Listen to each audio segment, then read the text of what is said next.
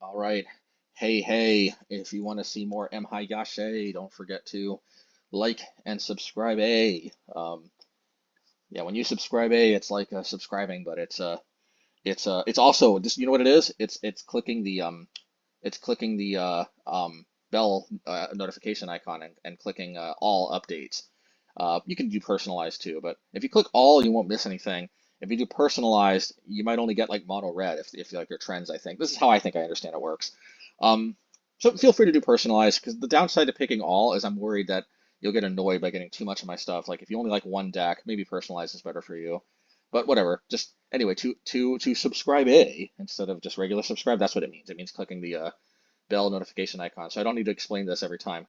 Going forward, I thought it was just a dumb little way to make it rhyme with hey and MHayashi, but it turns out I can actually ascribe an additional meaning to it, so I will. Okay, whatever. So we're just running the same list back. I guess I had to go on a little diatribe because I want the deck tech to be longer than a minute. I guess mission accomplished. But if you've seen the last match, which I'm pretty sure is going on YouTube, even though it was a little disappointing, we're still probably putting it up. I'm just curious. Like, am I kind of overwhelming you all? I think I've been posting if I'm not mistaken, and if I was able to keep up the rate at which I'm kind of recording this, I think you all may have been seeing about 3 videos a week for the last maybe 2 weeks or so. I'm not sure exactly. I haven't counted it all up when this video goes up. Let me know if that's just kind of too much. But the thing is, I'm doing more than just one color now. So what I'm thinking is, hey, maybe some people come for the mono red, some people come for the mono white, some people come for the black, some people come for the blue, and maybe some interesting people come for the green. And maybe I'm one of those people. Maybe I really secretly like the green deck the best, even though it's clearly the worst, unfortunately. Just calling it as it is. Whatever. Just let me know what you think about all that.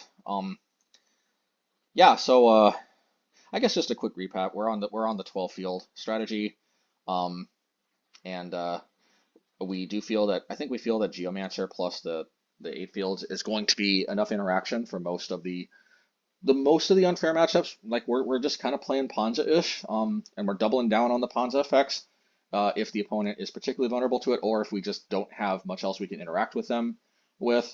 And Tron is a good example. We definitely want to double down on that, both because they are a bit vulnerable to it, and I mean, aside from just hitting the Tron lands, they also usually only play about 3 or so forests. So we can both mine them out. It's essential, you know, and we don't necessarily have much else to bring in anyway. So yeah, Geomancer. There's an argument to be made that Geomancer is even better than Moon against Tron because the problem with the Moon effects is they shut off my fields. You know what I mean? And fields are a lot better because they actually get to the point where they straight up just destroy land, so they don't actually get to hard cast and Millimog, which does come up even if you have like a Moon effect. Sometimes even if they can't deal with Moon, sometimes they just actually get to 10 mana and pay 10 and play Millimog. It's not as difficult as you might think. But yeah, that's the plan there. Also, you've already seen Stone probably by now in action enough to know why we like it. It's graveyard hate, draws a card like it's a lot like Relic, but it doesn't hit our graveyard because Unholy Heat. We kind of like that being online. Awesome Mr. Feaster's Death. There's not much awkwardness there like it used to be. Yes, it costs 1 more mana. So far, hasn't punished us too much. Only matchup where that really sucks too bad is Living End. Yes, it's legendary. That's probably mattered even less than it costing 2 mana. So like I know it's such a weird card, but it actually and it's just such a house against scam. Even though our decks I think is set up pretty well against scam anyway. We're also playing Ragavan on the sideboard, as you probably noticed, and like I went over in the last matchup, it's just I really feel like like I've explained in a previous video. I think it was one of our budget. I think it was in the budget. This is the one with synthesizer in the thumbnail, the one where I went 5-0 with the budget list, with the budget companion list. We really want kind of to have a thesis statement, and the thesis statement of this deck is we crush the fair decks. That's kind of what we want to do. Dropping some games here and there to like Bowmaster decks because Ragavan lines up so poorly against it, just not cool. Ragavan getting bricked by what was one deck? There was one deck that played like Spectral Procession and Squadron Hawks and Thraben Inspectors and all kinds of nonsense that started bricking Ragavan, and Ragavan just turned into a do nothing card pretty quickly. We just want to minimize that, and we want to just like game one, we're playing more a control-ish. We're more on the control side of the whole mid-range to aggro. I mean, the whole control to aggro spectrum. Mid-range can fall more on the control side or more on the aggro side. I think in game one we want to be a little more on the control side, just because we do want to have the edge against the fair decks. And the reason why is because we're going to lose a big enough percentage against the unfair decks on game one, even if we have the solutions, because we don't know that we're up against the unfair decks. But the fair decks are the ones most likely where we're going to see enough turns where our main deck will bail us out. You know what I mean? So if we optimize and they're also the decks most likely to bring in like very good hate cards like Shielded and Scam, or I don't even know that many other hate or pro red creatures. Like, you know, fair decks are also the decks most likely to improve rather than stay mostly the same in games 2 and 3. So I like optimizing against the fair decks game 1, and then we try to improve our unfair matchups in games 2 and 3. So that's where Ragavan comes in out of the sideboard, is because it improves our mostly combo matchups, sometimes control, but definitely improves our combo matchup because we get to Field of Ruin, Geomancer earlier, very nice. And we are departing from the old Haywire Might and 2 Forests that we've been knowing and loving to play Pithing Needle and Shattering Spree. What is up with this? What is making us do this? So I will tell you what is up. What is up is it's funny, we didn't actually get hit by it, but we realized that our deck had a giant weakness to Chalice of the Void that we didn't quite realize before. And we did consider that, you know, hey, the mono black deck technically also kind of does. We don't necessarily have a way to deal with Chalice after it hits play, except in mono black we actually kind of do. And that I think is enough for me to still feel like I don't necessarily want to make any changes yet, at least. And that's because we can play a Haywire Might even through a Chalice if necessary, and then we can bring it back with Inscription even through a Chalice. And when you reanimate it, it doesn't count as being cast, so it will come back through the Chalice. And I think, and also, you know, we could bring in the Thoughtseize to possibly hit the Chalice on turn 1. It's a little iffy because we'll have to hit exactly Swamp, because Castle on turn 1 is not going to do it in this deck, at least. But I still think that's good enough for the most part. I think, at least. Okay, but in this deck, I realized unless I'm trying to play my mites out first before the Chalice, in which case they usually just eat a removal spell, you know, so it's usually not wise to do that, then it's not going to deal with the Chalice once the Chalice is in play. So my thought process is yeah, and unlike the black deck, we got no way to like reanimate it. We're not playing Urza Saga in this version, and I don't think I'm going back to Urza Saga anytime soon, and I've explained my reasoning in the past. But basically it's that I feel like the games where I win with Urza Saga, for the most part, I don't feel like I needed it to win, whereas the decks I lose because of Urza Saga, because of some hate for it or something, you know, like for example, they bring in a Moon Effect or even an Alpine Moon or something, and then I don't hit my 5th land drop for Fury, or sometimes like it can happen, you know. I feel like when I lose because Saga gets hosed, and that does happen sometimes, like it just feels really bad, because if most of the time when I win with Saga, I feel like I could have won without it, and the times where I lose, I feel like the only reason I lost is because of Saga. It's starting to feel like, you know, and also like I win a lot more games I wouldn't in game 1, like for example Tron, by having access to the 8 field. So that's another thing too. There are very few matchups that having access to the Saga actually swings game 1 as wildly as having more Demolition Fields improves at least the game 1 experience against Tron and whatnot. So for a lot of reasons, I don't think I'm going back to Saga anytime soon. It is worth considering that is a way to get a Haywire Might into play under Chalice, because again, Saga just puts it right into play. Doesn't count as casting. That being said, especially since we're not playing Saga, I think we are playing Shattering Spree, good old buddy, old pal. And I really think this is a good fit here, because I think we can get big value out of this while only devoting 2 slots to it, which is all we get after we also put the Obosh in there. But I feel like for these 2 slots, what we get is we get a mostly uncounterable, and most of the decks that are going to play Chalice are going to be control decks that are packing counter spells, and that is huge. That Shattering Spree is mostly uncounterable. I think the only card that actually sees play is like Flusterstorm, that kind of counters it. But if we're really late enough in the game, you know, all we have to do is pump like 2 or 3 mana into this to get it replicated 3 times. And if we've got like 4 untapped mana, Flusterstorm may not be able to hit all of the targets. And they, you know, or 5, 6, whatever. Like the more mana we have, the more, even if they've got Flusterstorm plus another counterspell or something, the Flusterstorm is not always necessarily going to be able to hit all those spells on the stack, and we might be able to actually pay for that with open mana. So that is something worth considering, and it's mostly, and not also so few players I've seen play Flusterstorm too. I just don't see it that much. Spellpiercer is way more popular, and for good reason. It hits Planeswalkers. That's probably the biggest reason, and it hits the One Ring. Flusterstorm doesn't hit the One Ring. But yeah, Shattering Spree mostly uncounterable. especially later in the game, which is when you only play a card as a 2-of, you're much more likely to see it in the late game than you are in the early game. And that's huge that we get to pump a lot more mana into it, which A, allows us to get around counterspells, and B, lets us deal with multiple artifacts. Like, what if they have multiple chalices? What if, for example, our opponent has Chalice on 1, Chalice on 3, and Chalice on 5? Like, well, no other card really gets us out of that mess like Shattering Spree does.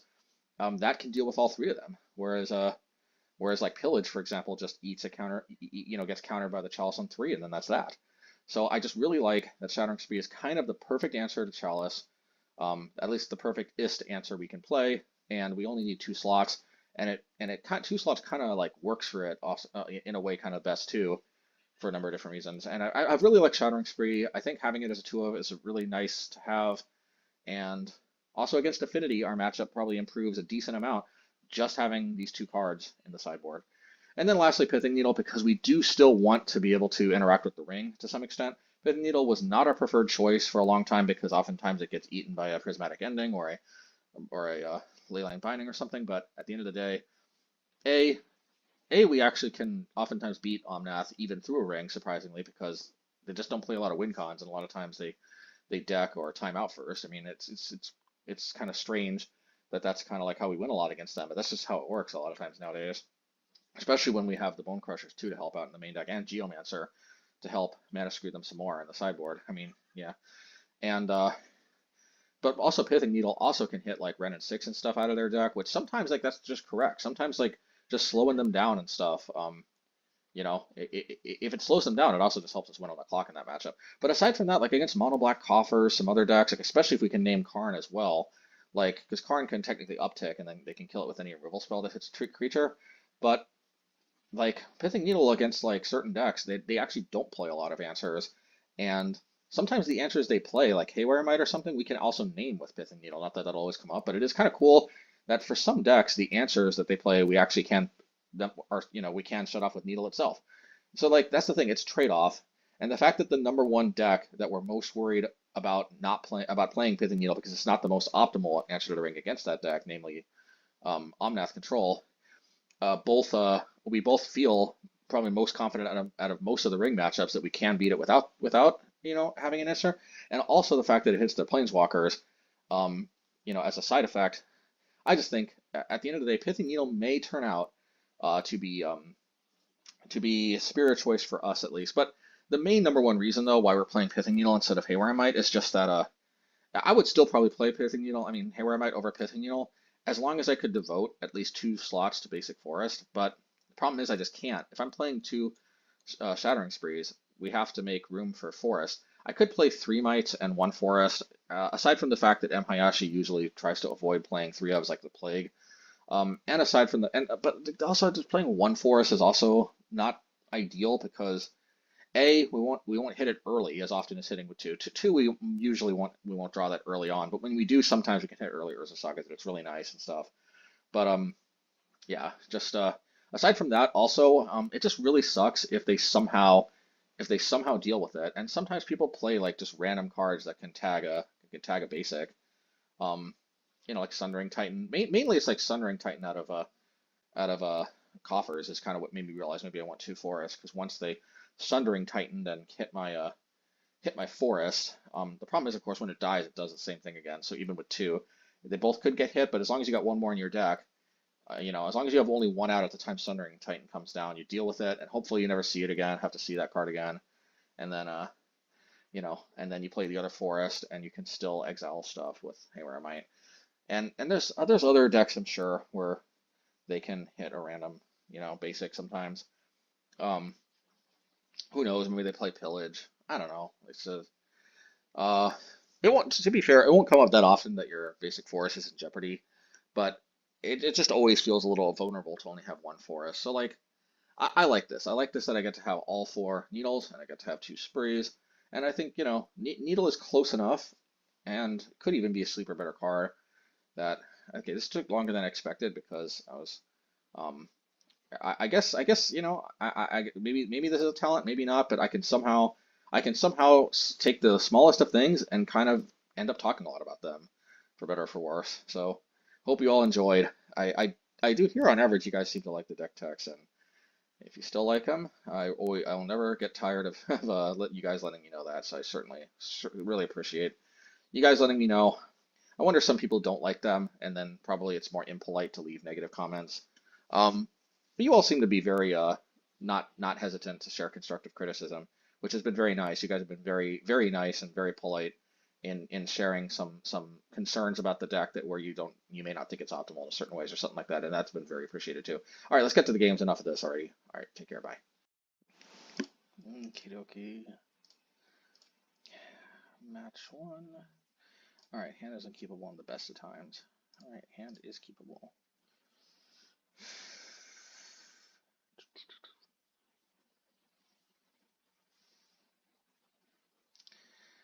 All right, in this configuration, while not perfect, I think it does get the job done.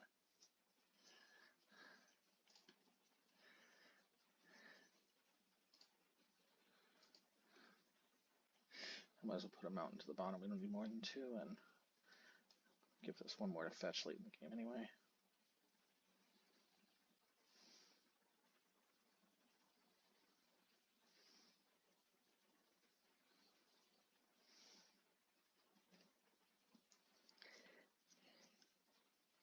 While Pithing Needle is certainly worse against the One Ring and Omnath decks, it's a heck of a lot better against the what do you call it, the Coffers deck.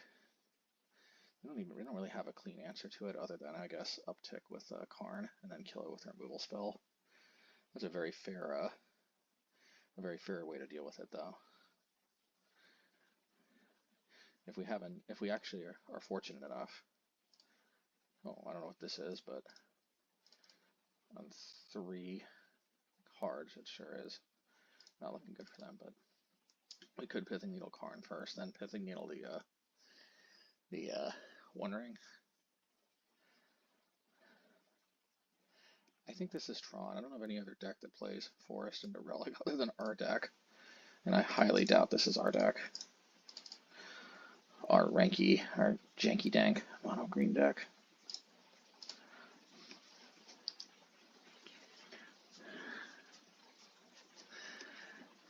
This is giving me Tron vibes, but now I'm a little less sure.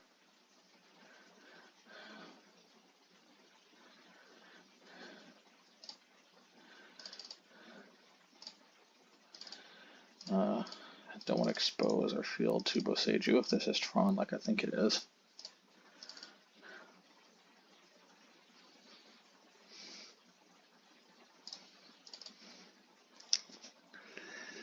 Yeah, it's definitely Tron.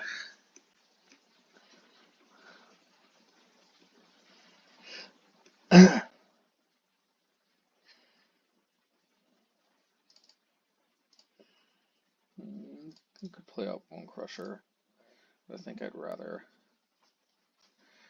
play Obosh. So normally we don't hit the tower, but here we will. So we want to reduce.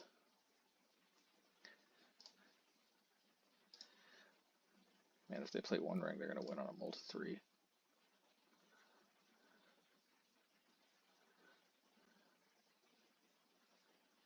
Okay, that's not One Ring.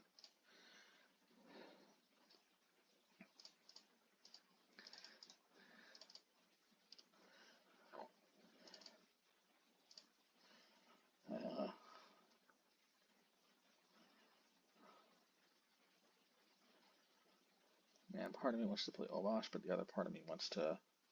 Yeah, I gotta play Fable. Because the mana advantage is just gonna be insane.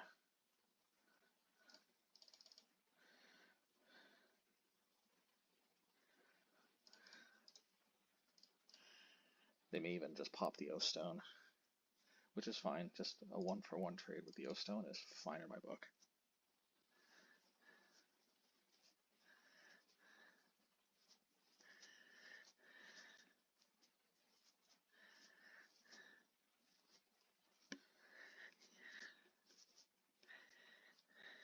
Definitely gonna get rid of Flame Slash, probably Blast Zone too.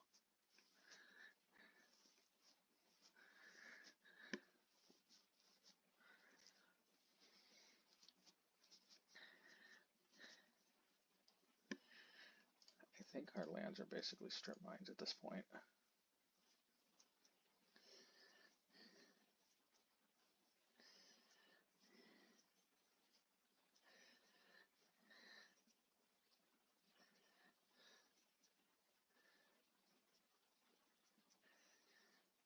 Okay. Fair enough.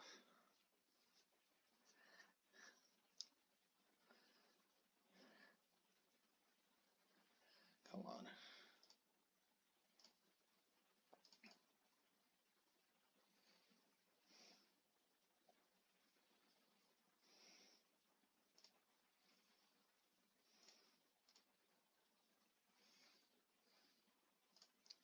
Yeah, Demolition Field's got to be our jam.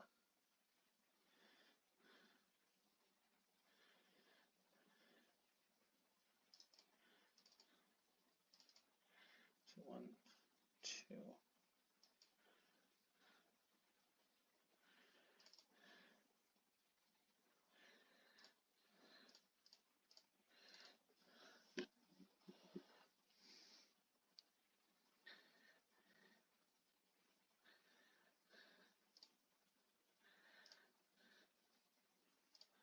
I think we put Blast Zone on 3 here.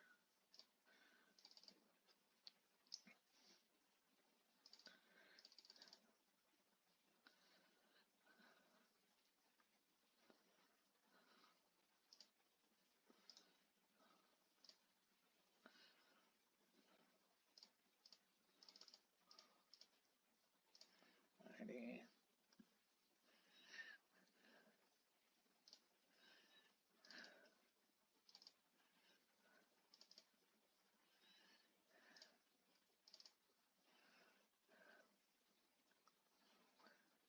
Let's see if they just crack it.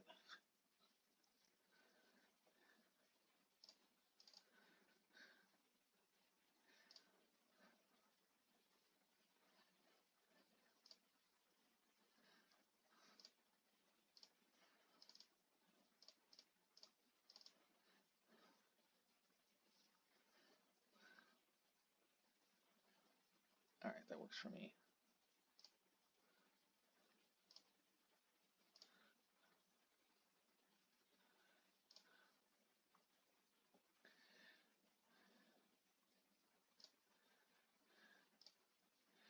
And now I think Obosh is clearly our jam.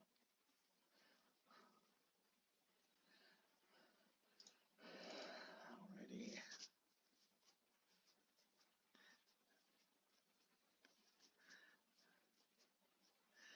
Alright, more stones. Dismember. Okay, okay. Cool, cool. So we can blow this up. Might as well, I guess.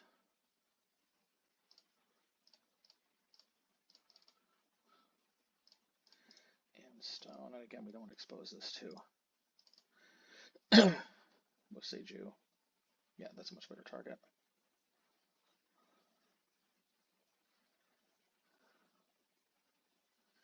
Okay, Walking Ballista is fine. I think we're going to play Fury.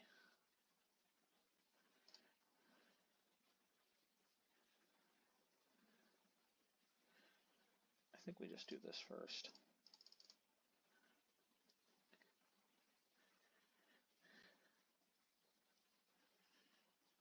And we can afford to take 1 turn off. The reason we're doing this first is because we don't want them to chunk block. We just lose out on free damage.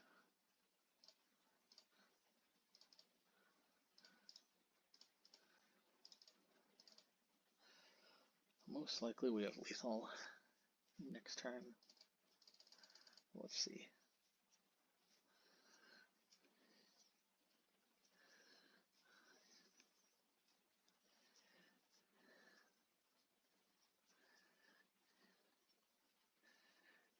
Okay.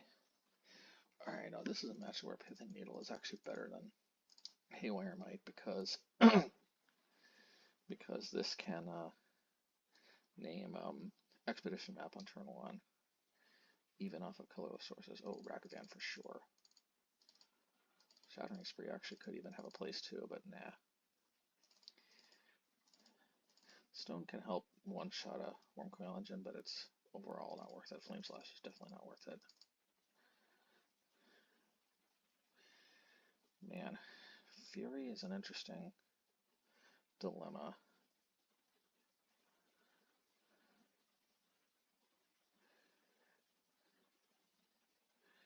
Fury or Bonecrusher? Believe it or not, I think Bonecrusher is better against the One Ring, though. But Fury one-shots a Karn, and that's, I think, more important. Yeah. Bonecrusher ain't bad.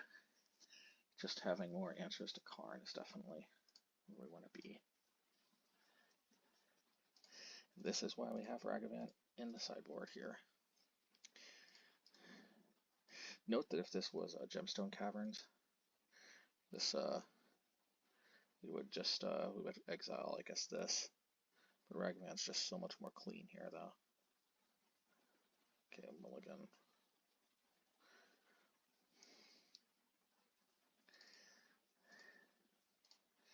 Yeah, Raggy Taggy.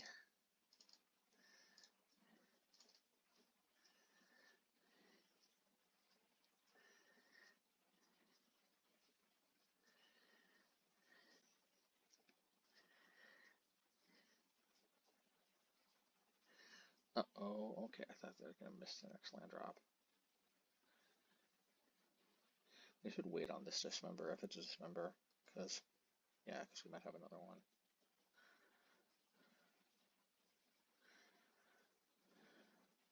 Okay, fair enough.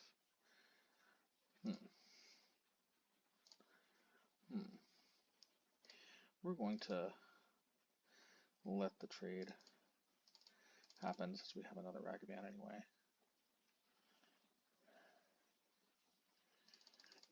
If they had a Tron land here, we probably couldn't afford the possibility of hitting Tron next turn, but since they don't, I think we can afford to take one turn off, especially since Ragavan's not that great at multiples.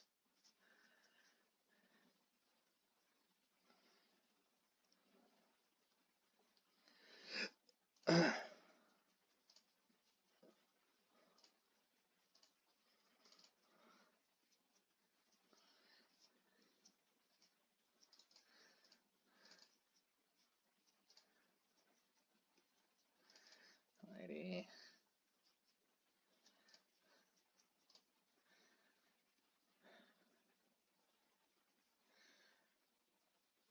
You know, since they're one shorter on tower, I think I'm actually going to break my normal rule and go after the tower.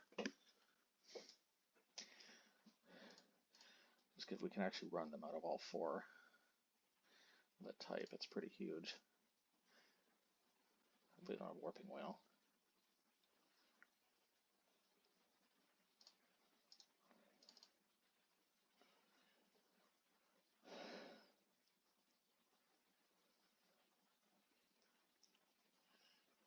Alrighty.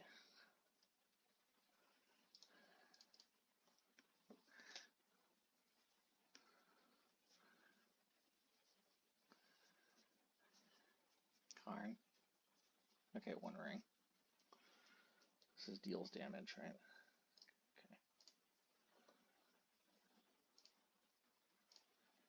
Okay.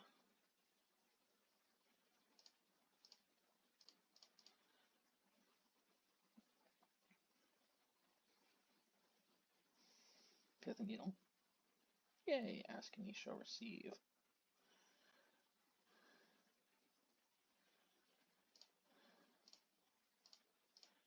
One ring. So one ring. Because it won't deal damage because of prevention. And hopefully they lose one life for the rest of the game. Actually, they could just Boseiju this, so I probably should have played the field.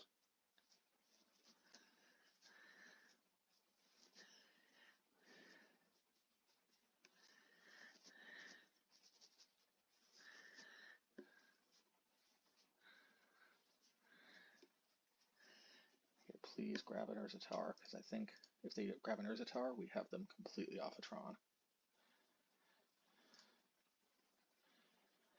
for the rest of the game. Yes, come on, please play it.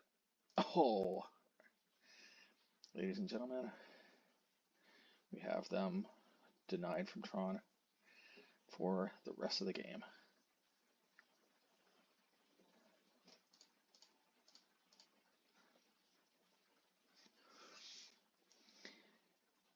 So our first outing with Pithing Needle is one ring hate, and I think it's actually doing all right.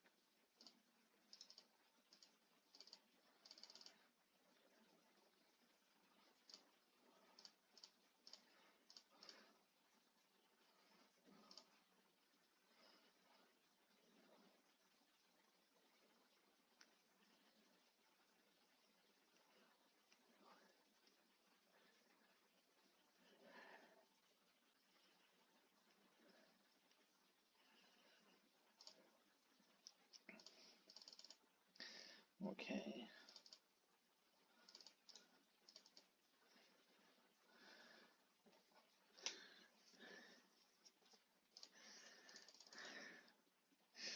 I'll probably discard the Fury.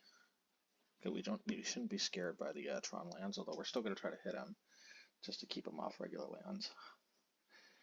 But 1, 2, 3 versus Saga, 4. I mean, versus Tower. That's why we went after Tower, because we actually have the ability to keep them off all 4 towers.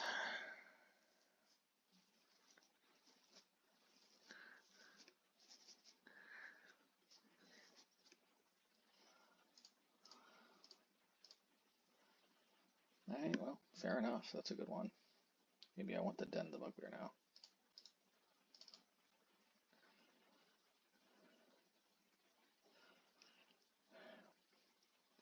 But nevermore a Tron shall they make. Unless they have a Crucible of Worlds or something. I have seen them play that in the past.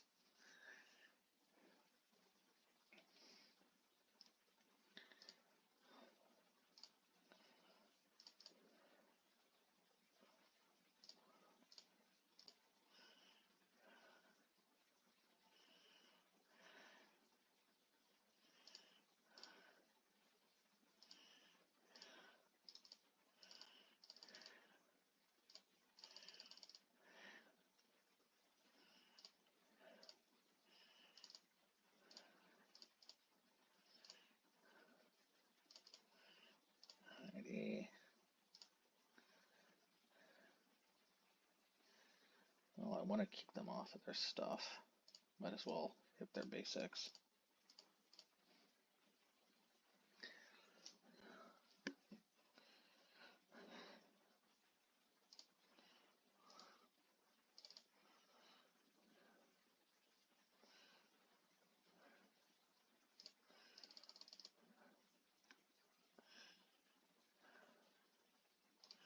Alright, they're obviously going to O-Stone.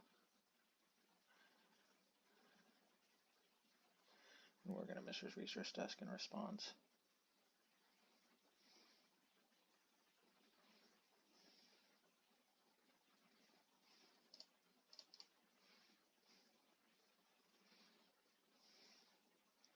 I think we're going to Lightning Bolt. Yeah. It's also just such a clean use of our treasure token that's going to go bye-bye.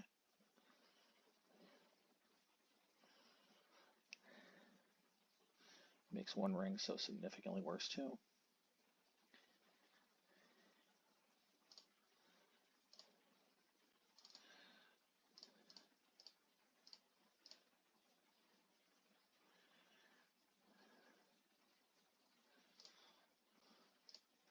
Whittling down their lands. Whittling down their life total.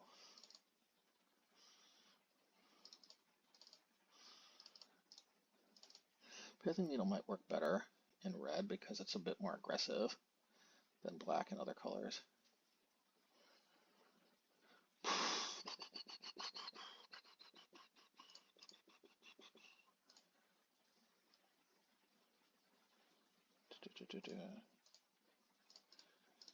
Okay.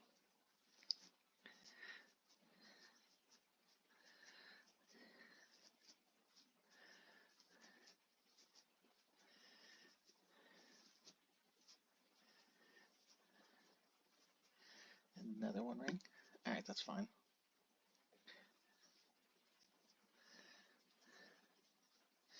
I think we'll make some more goblin tokens. Oh, okay, that's a good one. I guess we'll try to put Obosh into play.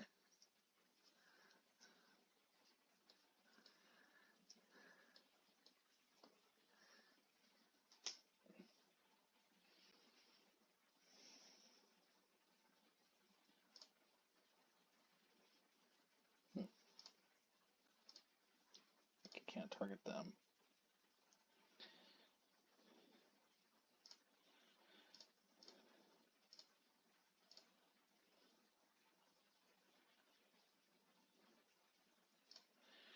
I could also just blast on it end of turn. There's like so many ways I win this.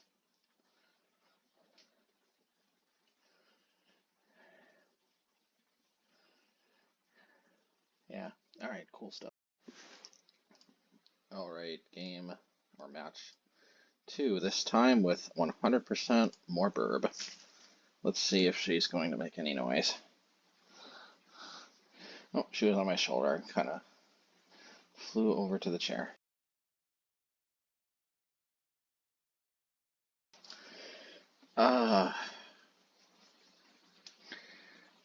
Country Time Crusher. Okay. Okay, bam. Bam, bam. Please let this be Murktide. Do we want to expose this to Spell Pierce? I'm actually going to say probably not. This could be a big mistake, though.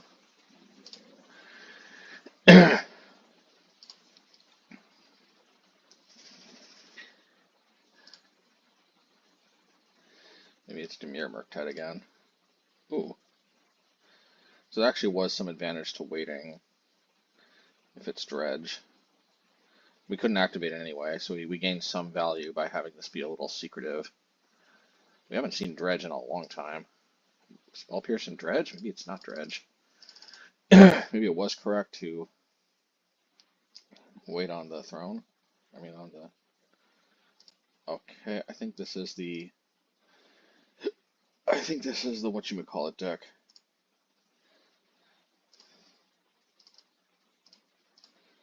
This is the Lotus Field combo deck, I think.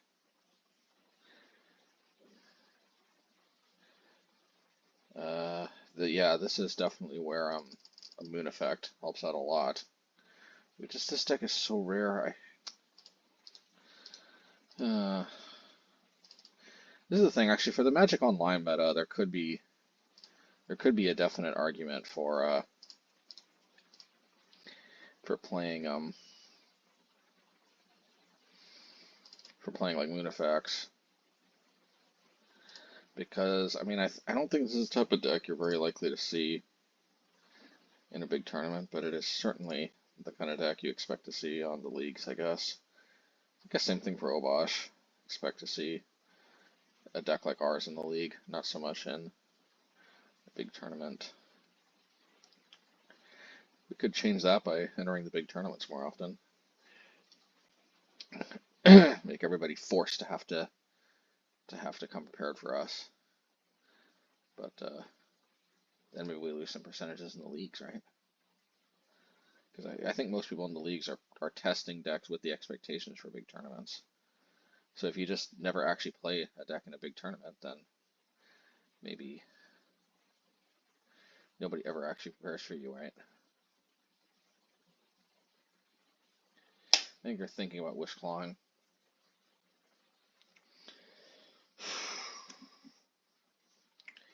Alright, I hope you all enjoy watching them go through the motions for a long time, because I make them play it out, but I'm not under any particularly strong illusion. We have to seriously hope that somehow they need the grave.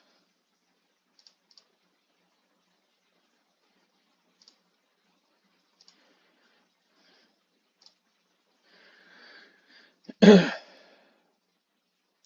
could play that, but actually I think what I want to do,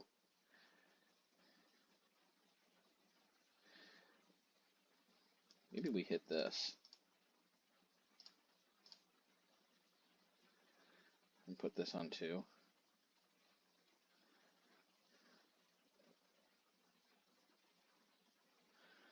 may tap or untap target artifacts. Well, that's a problem. There's no point in cracking it because I mean, without the twiddle was the only thing of worth for them to flashback anyway. Well, they're out of basics. Can they win with 3 cards? I mean, presumably, yeah, because they, otherwise, why blow their Twitter on tapping us down?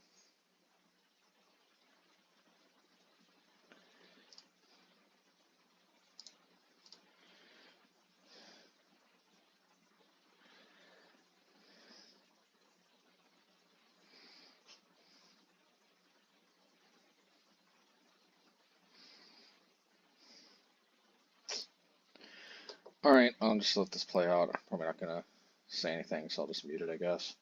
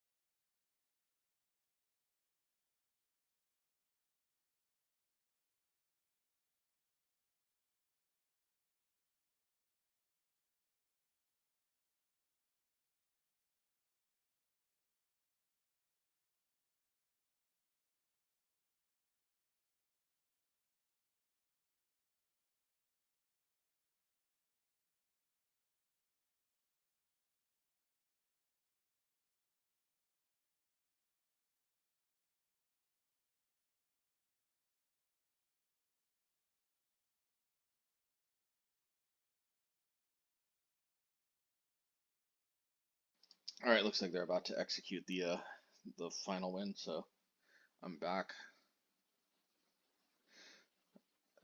So, I mean, on the positive, they seem to have very few basics, but the problem is their land has hexproof, which obviously doesn't save it from Blood Moon, but does from you know, all the other cards.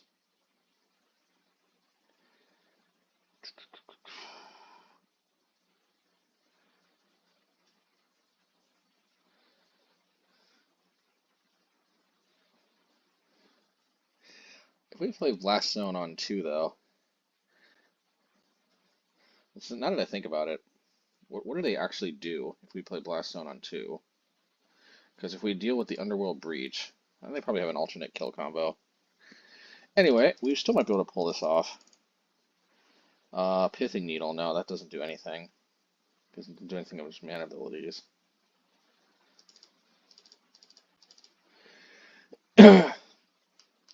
It could stop that weird Lich thing, which sometimes uses an alternate win con, but I think we can keep them, I don't know. We might just keep in an Unholy Heat just for that.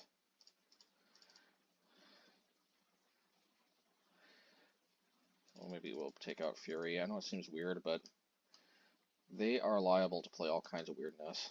So we'll just submit this.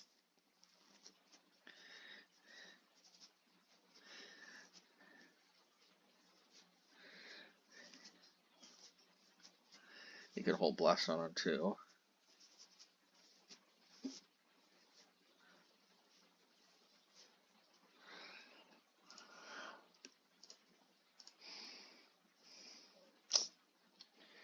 I don't know about a hand like this, but we have lands, we have spells. We don't have Ragavan, we can do a lot better. Well, no Ragavan, but we have more. We have more fields, we have Grave Hate.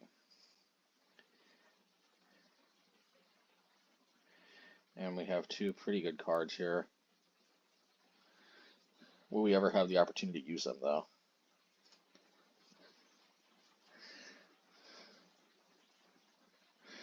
Let's get rid of Spyro. I think it's just kind of not as good.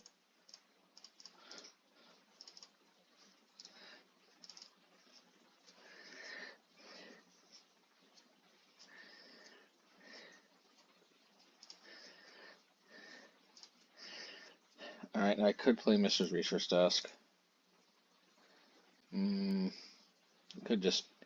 I mean, we're going to play it, and one of the reasons why is that we just don't know what they're going to play, and we don't know. And we don't know if we're actually going to have the luxury of tapping out to play Fable. Because they could actually win on their third turn.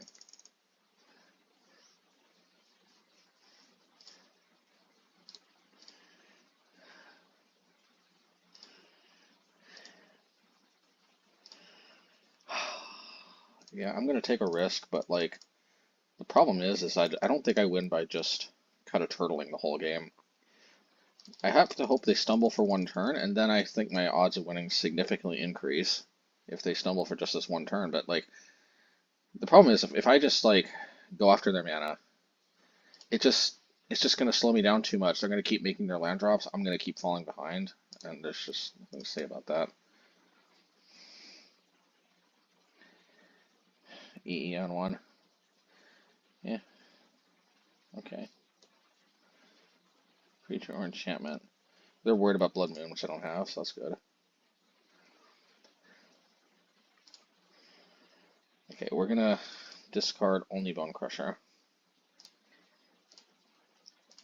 We need the land drop, and we need... Maybe I put Blast Zone on 2, like I talked about last time. It would be marginally better to wait one more turn to do that, but I might not have one more turn. Plus, they could always tap down the Blast Zone too, but then they have to tap down both the Stone and the Blast Zone. In theory, at least.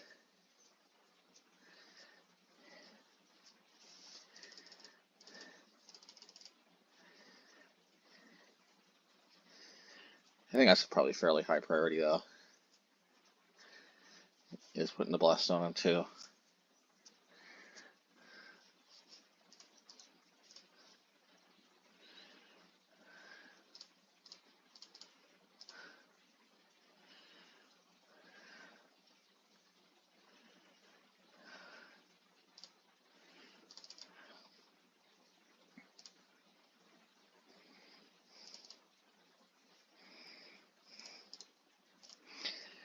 Alrighty.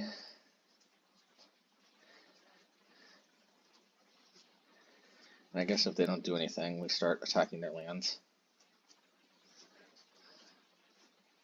That's fine. And good thing we held up Blast Zone on 2. I mean, unless I'm missing something, though, I could have blown this up in response, but I think even if they get...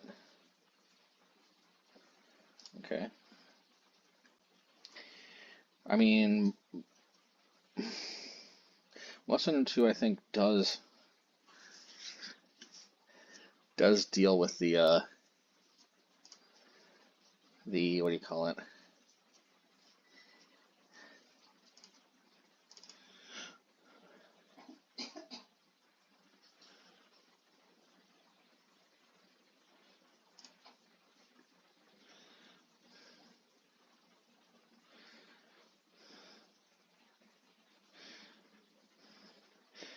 If we kill both these lands, they still have 2 lands to sacrifice.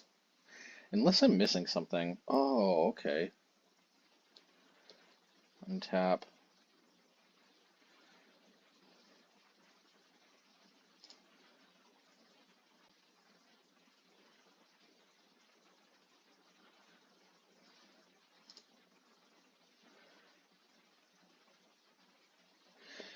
Uh,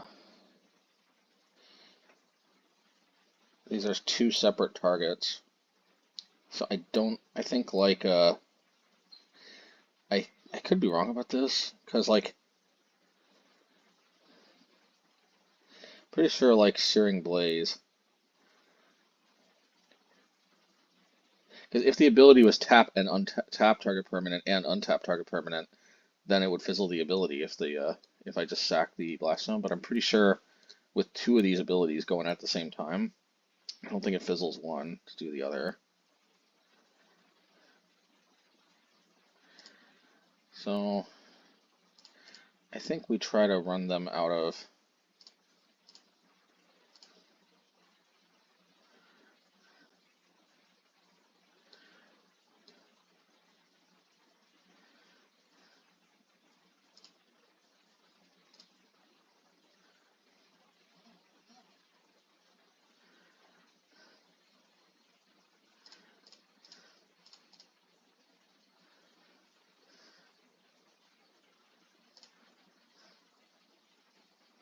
But they could still just sacrifice those two. And I had two cards up, and somehow they still. I guess I had an opportunity to blow this up on Wishclaw.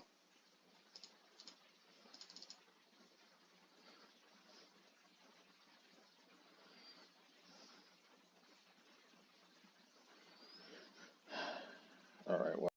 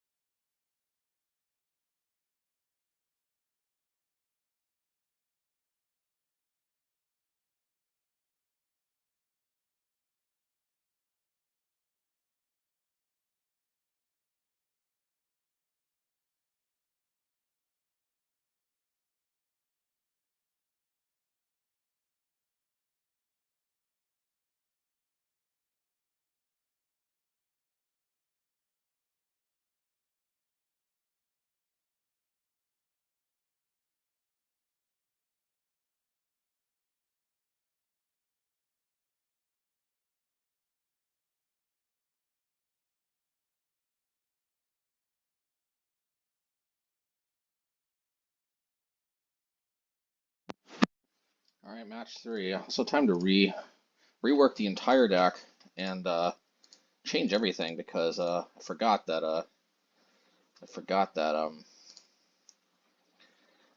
um whatever that's called, freaking Lotus Field. That's what it is. It's such a huge part of the metagame. And obviously, Fury. We tend to like singles rather than multiples. I'm obviously being sarcastic. Trust me. I think that I don't think the moon effects necessarily like they would help against this matchup, but I think we can beat them without it.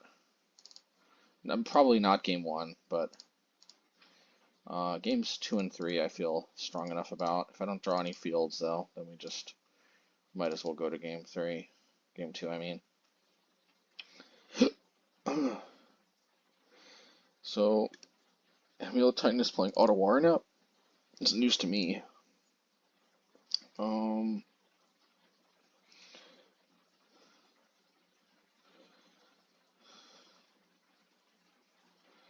look at this. We may not want to crack research desk. We're gonna see how badly we need a field. Maybe this isn't Amulet.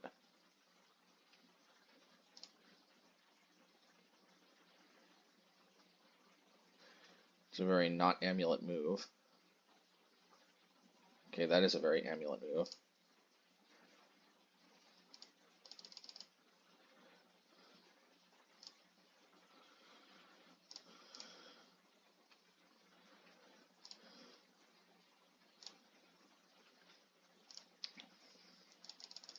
I'm just going to play the Fable out.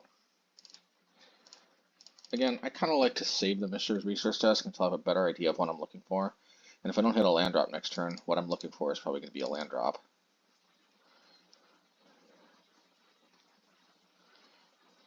The more information we have, the better information we can make on what to grab with research desk.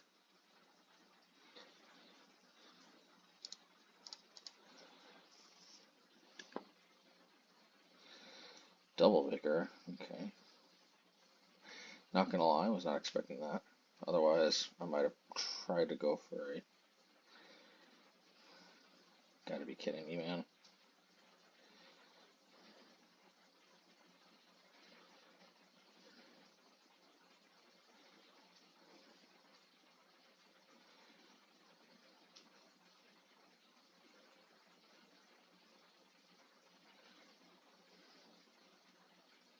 They like only have 3 lands, and then business spells into Amulet Vigors and all these Arboreal Grazers.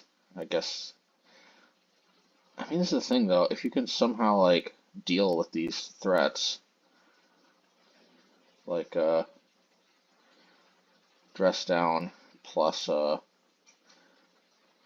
like solitude or something, then they just all have total garbage in their hand.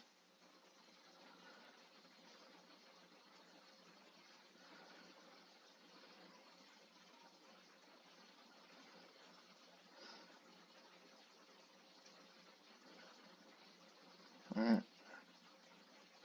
I'm just gonna go to sleep. Fun magic. Dreaming about playing Scam or Murktide instead.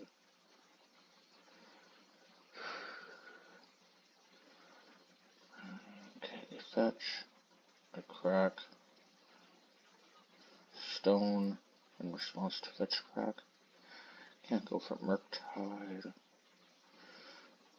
Okay, they play 2 Ledger Shredders, plus them on 2. Tap. Okay. Ooh, they play Blood Moon. I was not expecting that. But they lock themselves out of 2 blue mana. No more Murktides for them for now.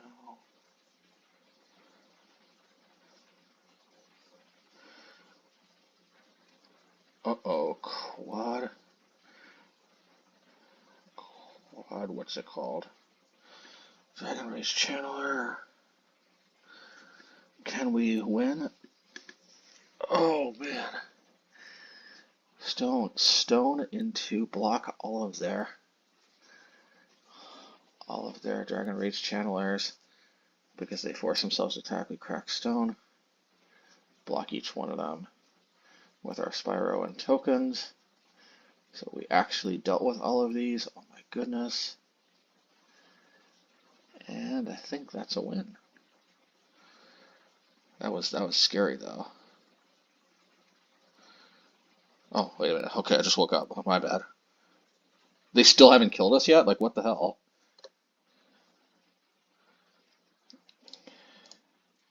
God, what a joke.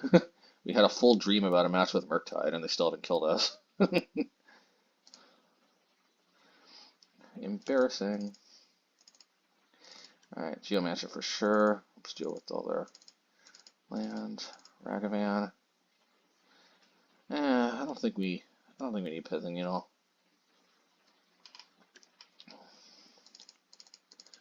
Stone.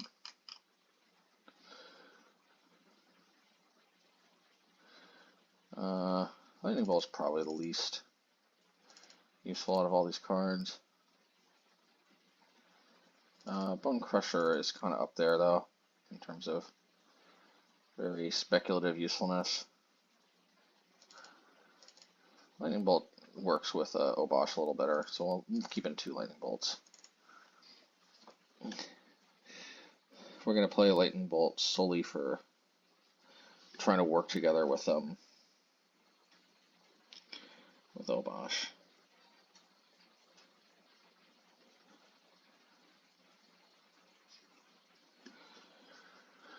Okay, that would have happened anyway without moon effects in the main deck. Ragavan, don't mind if I do. Yeah, we don't have any demolition effects yet, but that's fine. We are confident enough, we're going to draw into them. Looks like a grazer, probably. Okay, well, it's fine. Research desk, I guess. And keep 1 mana up in case we need a fetch.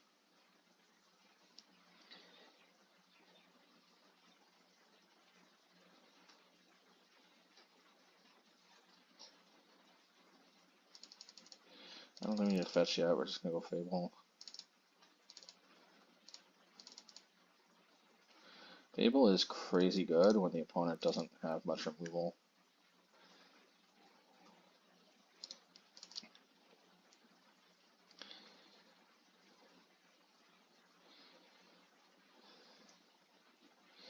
Alright, that's fine.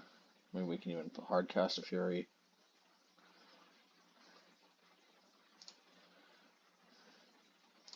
Or maybe we just Flame Slash. Let's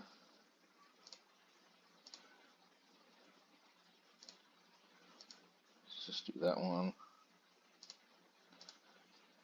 We'll do this.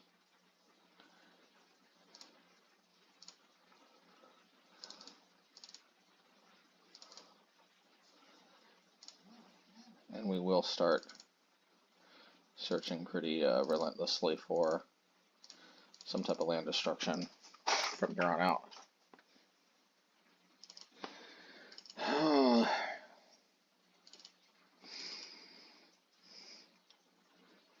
Fable plus Fury, though, can potentially semi-lock them out of the game.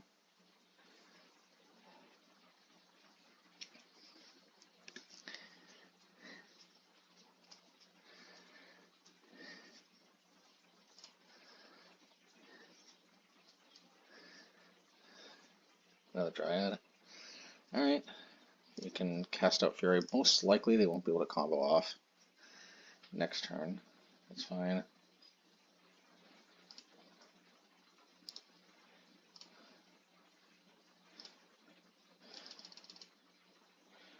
They're definitely...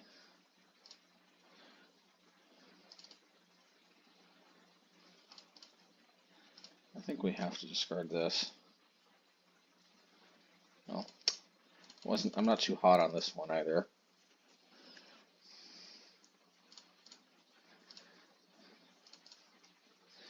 At least we're a little bit closer to drawing some land interaction, which eventually I think we're going to need.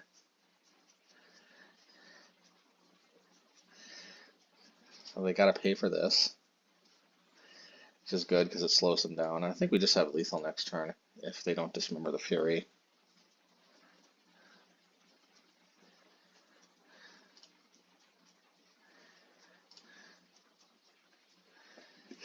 Okay, I still think that's lethal.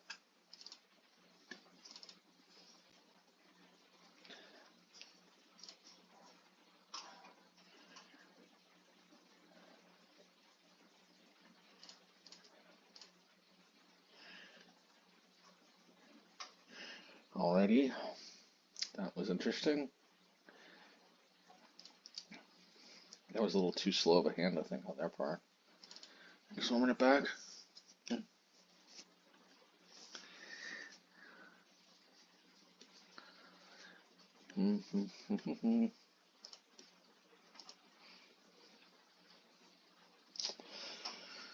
Yeah, Ragavan would have helped, but I don't think I can just mulligan to it. especially with the picky mana requirements. Yeah, we're hitting our land drops rather nicely.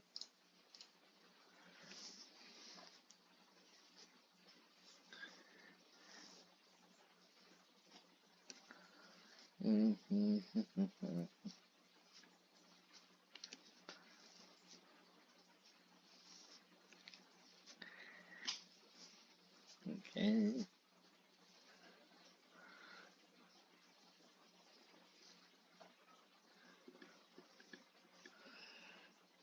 Alrighty.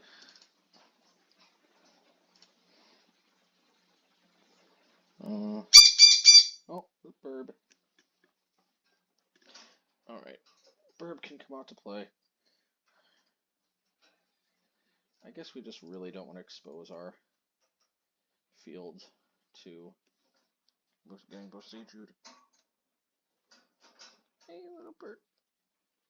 Okay. Alright. Special guest, Sunshine. Check her out at Sun Channel with Cat. Also, it's in my comments. I mean, in my community. She has a YouTube channel now. Little baby burb. Okay. I think this is where I... Okay, you know what? That Ragavan is made me change my mind. So I'm going to do this and play Ragavan. I would have played Fable if not, but this way we don't have to expose our field to a Boseiju, and we get to deploy Ragavan, and we get to slow them down. So, hey, that's fine. They would have done that to the Fable token anyway.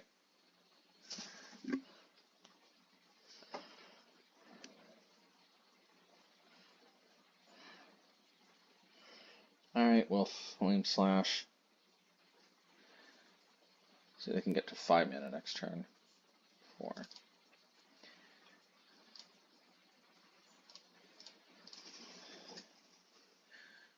Part of me wants to field, but since I have no follow-up at the moment, you know what? We're going to Geomance. No, let's just Fable. Famous last words if they somehow kill us. But I think generally we have to try to be wise about this. About getting our Fables in when we can. Because getting closer to Fury Locks plus the mana ramp from the Goblin Shaman token is insane. Yeah, especially when they're producing One Rings. Now we are really on the clock, so to speak. Oh yeah, I forgot I needed Pithing Needle for the ring. Okay.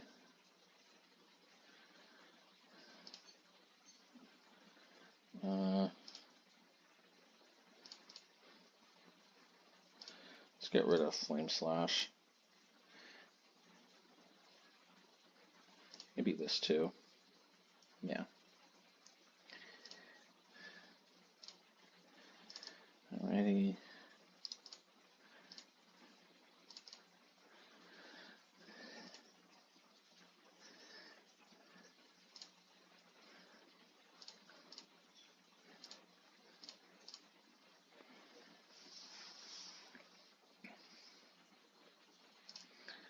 So they can still play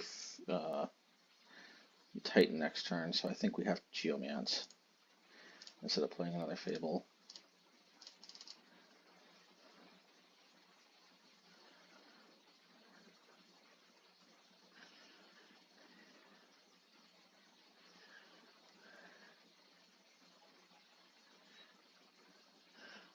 But unfortunately for us, though, we forgot about the One Ring. We have to bring in Pithing Needle.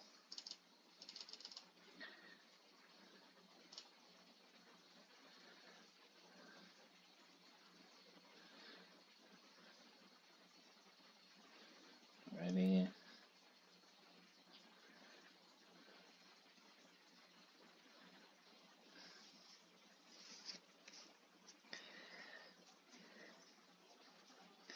Oh, Stone, okay.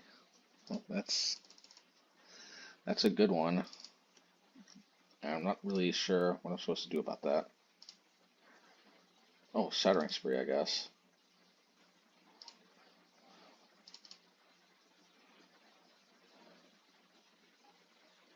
I could also den in the meantime.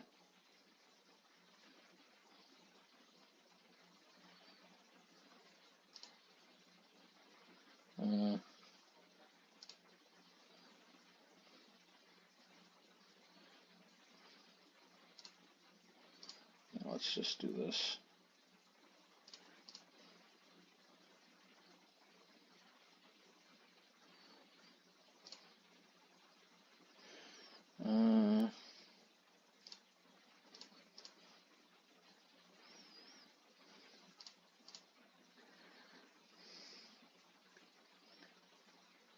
Okay, Shattering Spree is pretty good here, I think.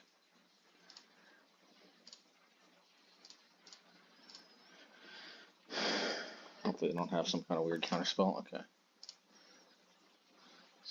Let's see. Sorcery, creature, land. Yes, I actually don't have Delirium, so I might actually finish that off. Although Fury's pretty free, so I won't finish it off yet.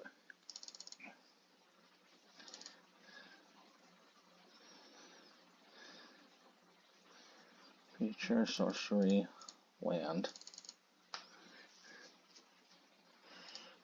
Okay.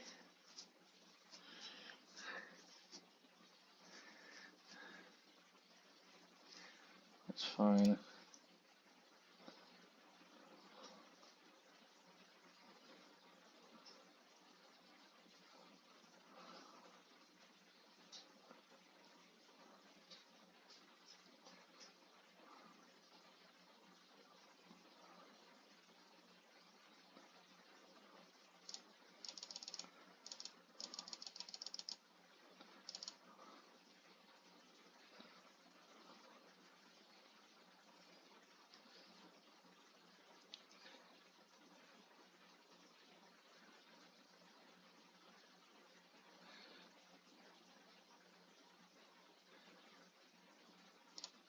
I think we Fury, copy, and attack.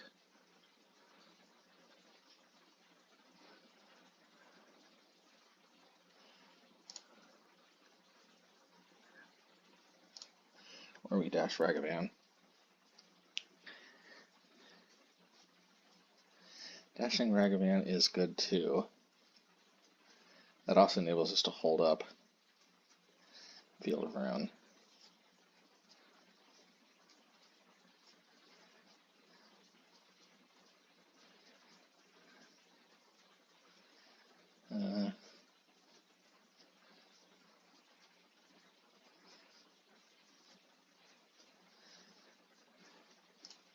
Yeah, you know what? Let's dash Ragavan.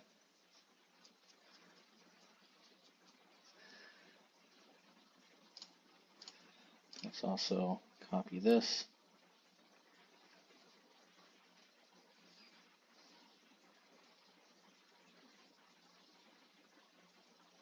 Alright, that's fine. Good thing we didn't go for the Fury play.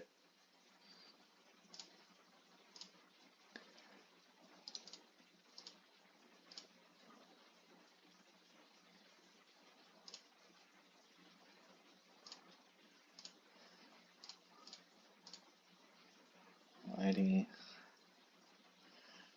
And I could play another Fable. But I feel like I may want to...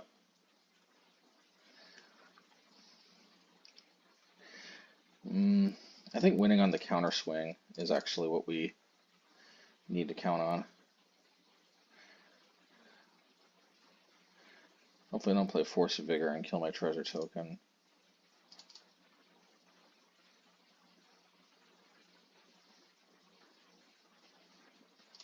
That's fine.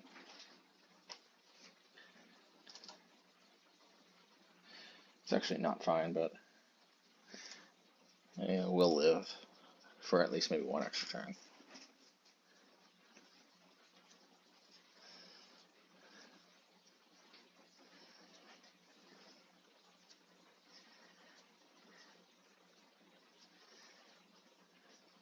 You technically have 4, 5, 6, 7, 8.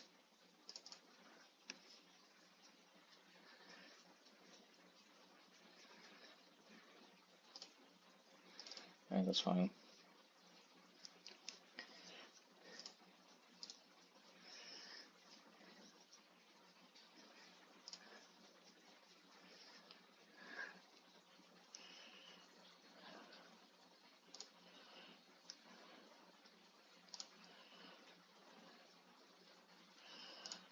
Okay, Lightning Bolt. Lightning Bolt seems a little good for clearing the path of Ragavan, which we can't do this turn, so we're going to say no.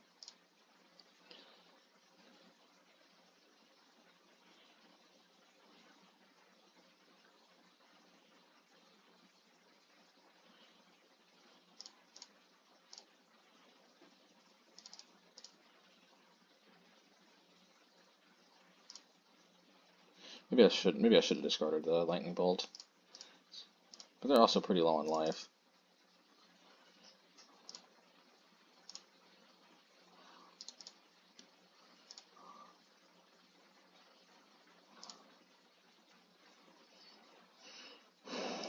Okay.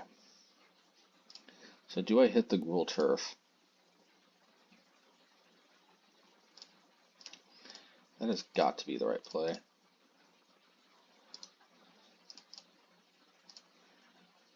What do I know? But that's got to be the right play. I didn't play Ragavan because I need to hold up Unholy Heat.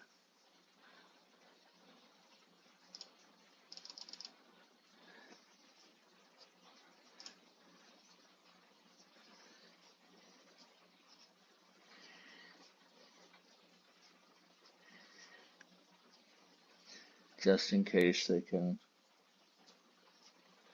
get something going here.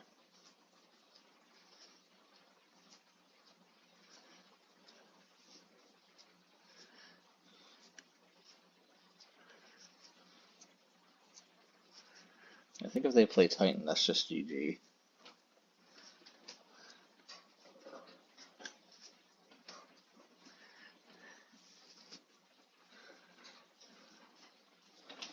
Notice how it double Dismember. I'm not convinced that MHayashi would have survived. So we might be in better shape going for this plan with the Geomancer.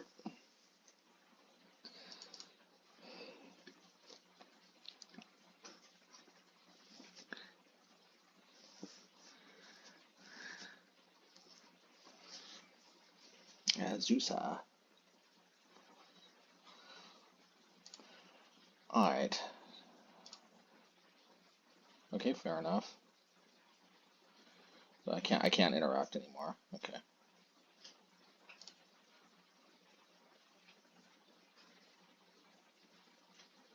Another One Ring.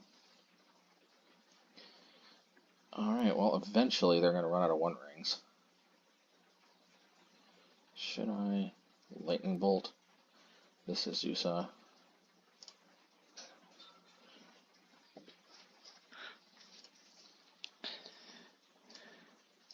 Lightning Bolting them seems pretty good when they're this low on life. Let's see what we draw.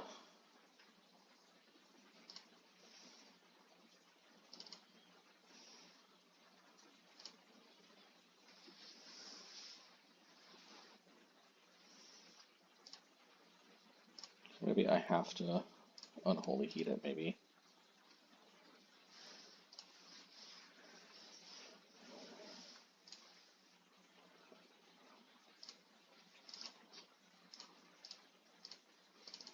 We'll play Obosh, and we'll put it into our hand, I mean.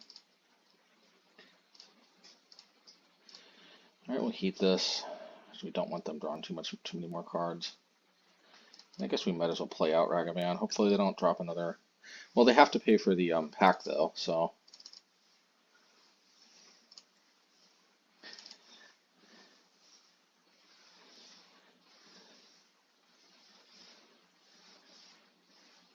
So they're going to be a little tied up with mana.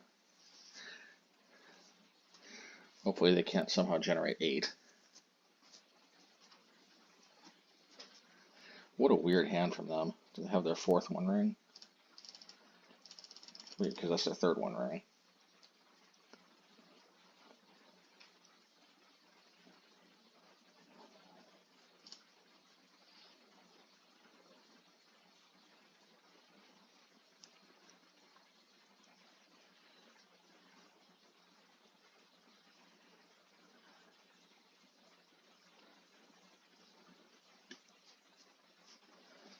I think I play Obosh rather than attack with the Bugbear, because it also juices up the Lightning Bolt.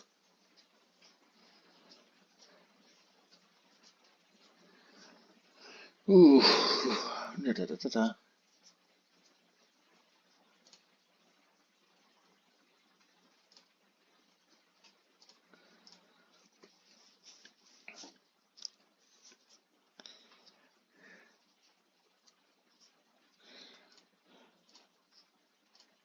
I was wondering if they were complaining about not having any amulets.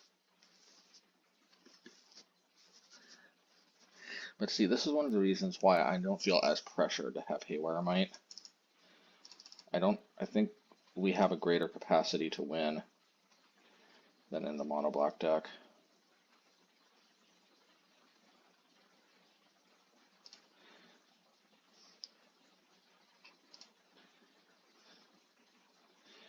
Okay, I wonder what they've got up their sleeve. Probably a Dismember.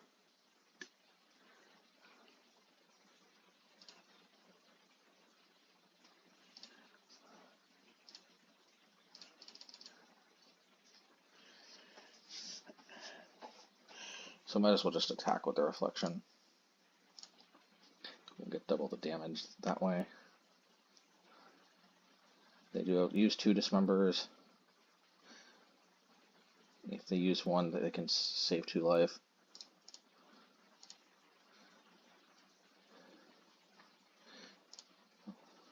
So I'll have to dismember the Fury, that's a minimum. But the rest is still lethal.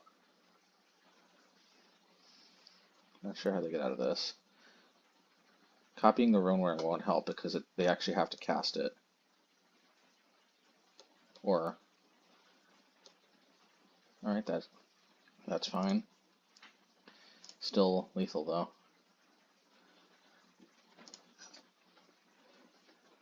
GG's. Whew.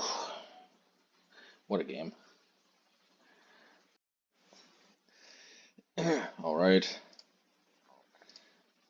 Match 4. Alright. Now, this is one of those situations where this could end up being better if this was Ragavan. But that's still may not be true. As long as they have a turn 1 removal spell, then. But that's the thing, like, I feel like in most fair matchups, the only time Ragavan is better than Bonecrusher is on the play when we're lucky enough that they don't have a removal spell. And that's 2 things that we have to count on. So, it's possible. Yeah. So this is probably Murktide, which is good magic, which we like. Where decisions matter, and you know how that goes. So we're actually not going to play Fable, as much as it might seem like that would be an obvious choice. And the reason why is, if this is Murktide, then we actually tend to do better by not letting them just fill their graveyard with instants of sorceries for a huge Murktide for free. We want to make them, okay, well, maybe it's not Murktide, in which case maybe we should have played Fable. They are kind of taking themselves out of the business of having a lot of basics. They could have Urza Saga. I think I'll run the risk though, since I don't have anything else to do with my mana this turn. Oh, don't tell me for real they don't have any. Okay, of course. It's probably some kind of control deck. Alright, we'll play Fable. Hopefully they don't have Spellpierce, okay. So yes, they can... You know what, actually, let's do this here. Now they can't actually return it. I don't know that we're going to get that much better value out of Lightning Bolt. This could be Jeskai Murktide, although I would think they got a mountain if so. Oh, maybe not a mountain. Well, this is definitely a blue-white control kind of variant, I think.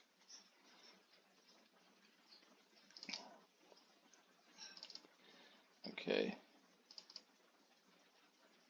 I don't think Flame Slash is going to end up being very good. Okay, let's see if they remove this thingamaboober. Okay, fair enough. Should we Bone Crush? I think so. No, you might be thinking, why not just play Bonecrusher? I think this is actually kind of better. Yeah, because of course they have a counterspell. And then we can just do this on this, which I think is a fairly decent use of mana. So that is why we stopped. It's exactly that. So if they leave a mana untapped, then, you know, it is what it is. But okay, but if not, I think we go for the attack.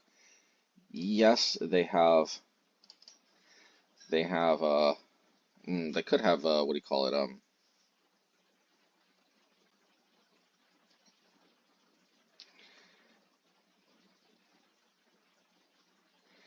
yeah. So here's what we're going to do. We're going to do this one. And the reason why is that I'm worried about Supreme Verdict. Maybe I shouldn't be worried about it, but I am. And I'd much rather not get blown out with the Den of the Bugbear. If they Supreme Verdict me here, then that's fine.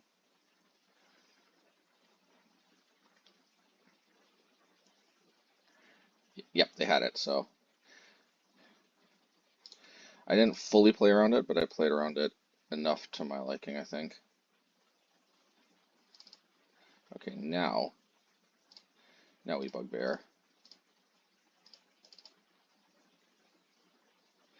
And the reason why is hopefully they have to pitch a Solitude before they can pay the full 5 mana. These Den of the Bugbears are actually secretly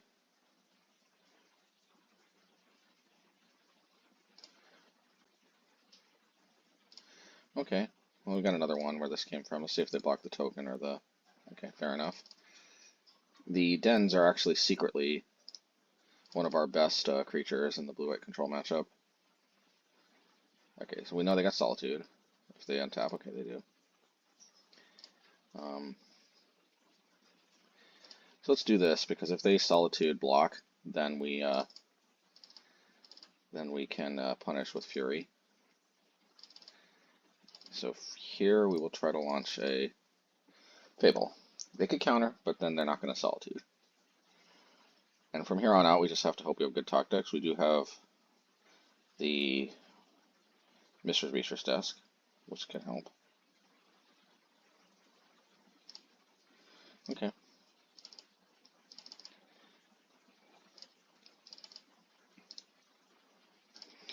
Alrighty.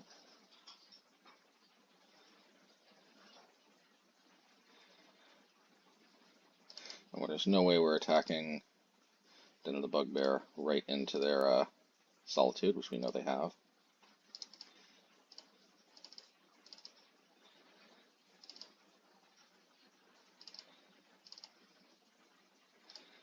Let's do this. Alright, pretty sure they know I got Obosh now. I wonder if they really do have Solitude. No, again, they're not. They're being wise about it. That's what they're being.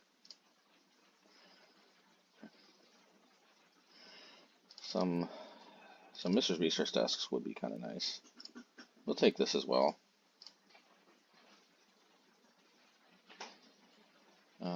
Should I play Obosh? I think not.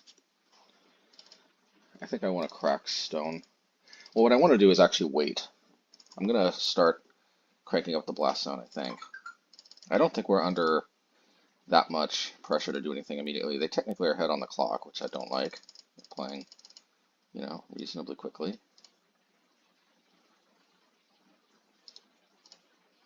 Yeah, that's what this is. Chalice of the Void, okay. Alright, fine.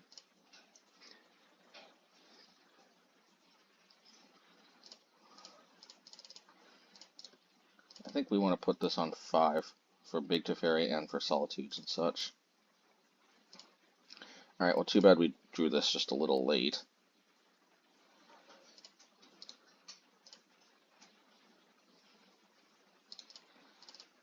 Could nickel and dime them.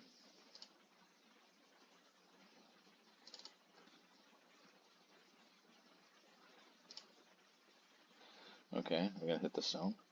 Okay, that's fine. Good thing we're actually playing an answer to Chalice this time. Unlike previous versions where we... What the frick is this?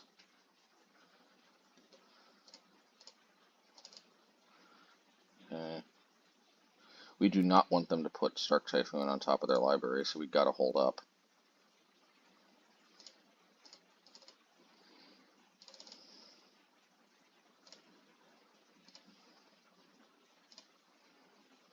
So we're just going to put this in our graveyard. We should have done that last turn, but it is what it is. Alrighty. Oh no.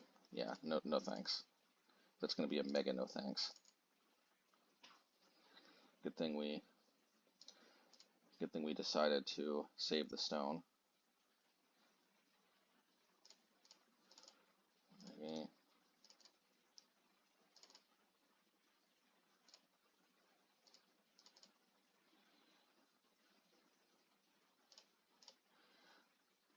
I think it's because I'm commenting. I hate the way I'm losing time at a faster rate than them.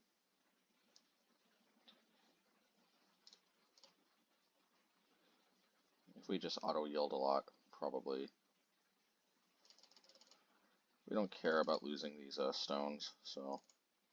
Alright, we'll do this. I'm pretty sure this gets countered, but that's fine. Okay, we're not.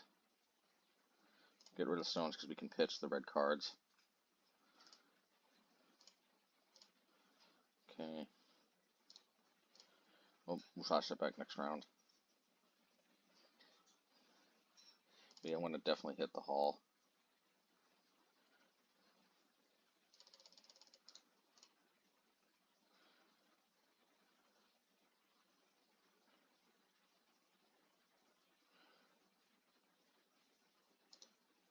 I don't know what this is. Okay. Not expecting that.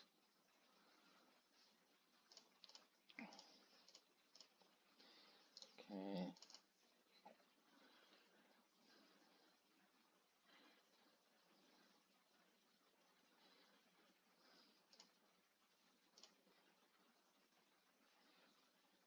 I was pulling a little head on the clock at least.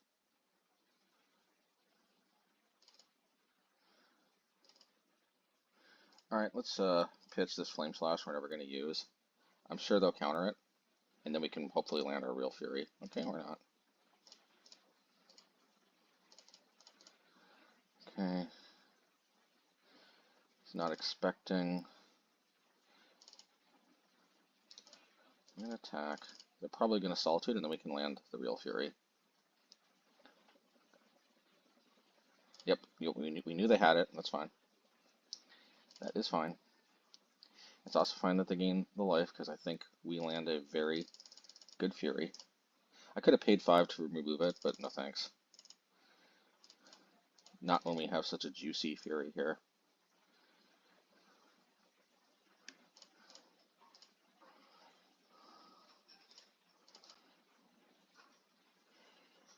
Alrighty. Yeah, definitely Blast Zone. Okay.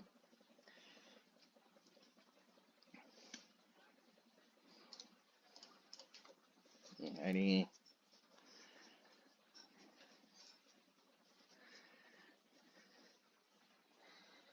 Let's see, do we drop Obosh? I guess so. What's the harm, right? No, let's not do that.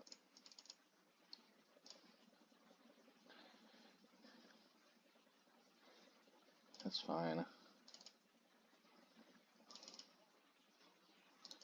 And we'll attack. If they play Solitude, I think we Blast Zone. Okay, they don't.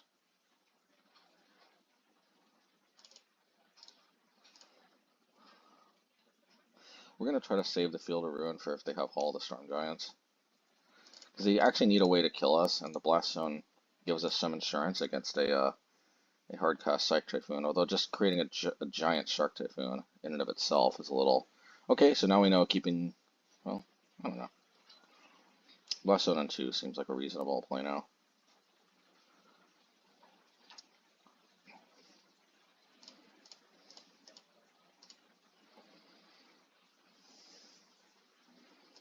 Alrighty.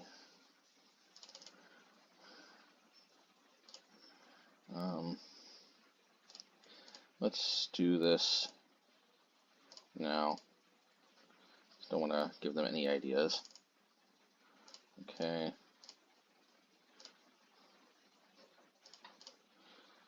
I know this could get eaten by Solitude, but they didn't Solitude last turn, so I guess I'll take my chances. Alright, fine, so we'll pump this one up to 2.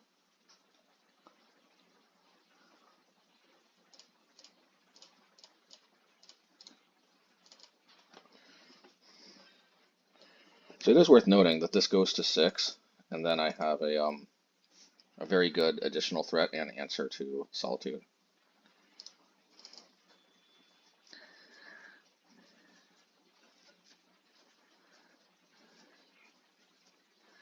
Alright, Larian revealed. At this point, the more time we can bleed off of their clock, I think, the better.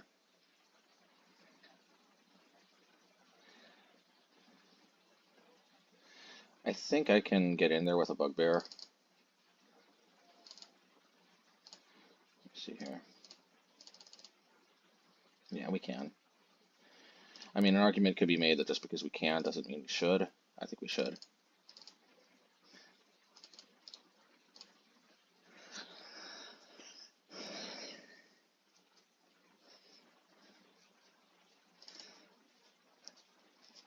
We're not cutting them off of any colors by using the field, so.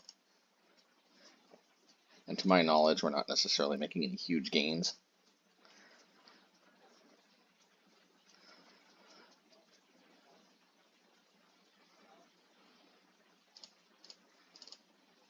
Okay. We will go with the other den. We can crack the Blast Zone in response.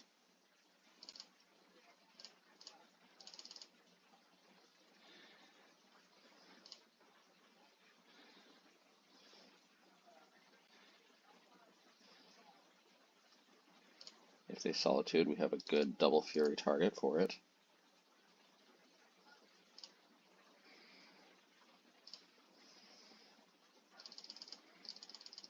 We just keep Blast Zone up because this could deter a Shark Typhoon, although it could create a massive one at a turn.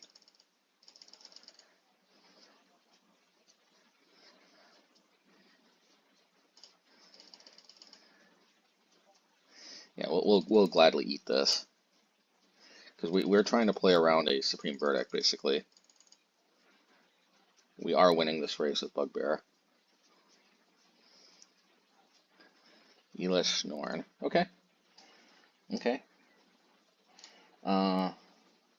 Thankfully, we do have a solution in the form of Blast Zone.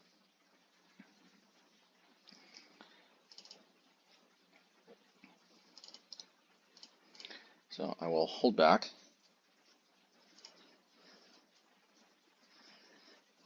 Hopefully they don't play some kind of land destruction of some kind.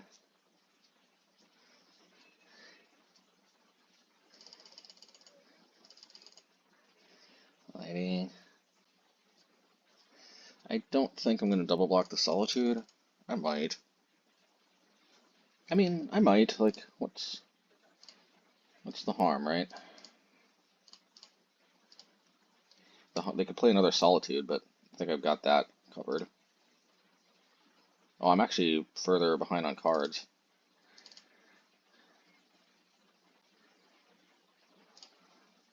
Well, they can't bounce a land, which is good for us. They can bounce the Leyline Binding. I won't get the ability from Fury. Fair enough. But I think, you know, yeah, it's fine. I guess I'll offer the trade. I have to move this up to 5 just in case.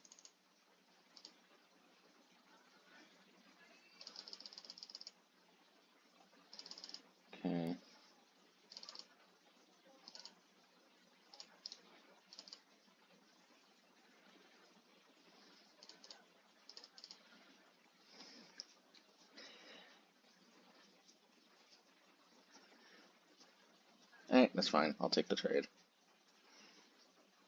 At this point, the more time I can bleed off of their clock. What the? Oh. Somehow I thought it... Somehow this is like, why are the cards so small?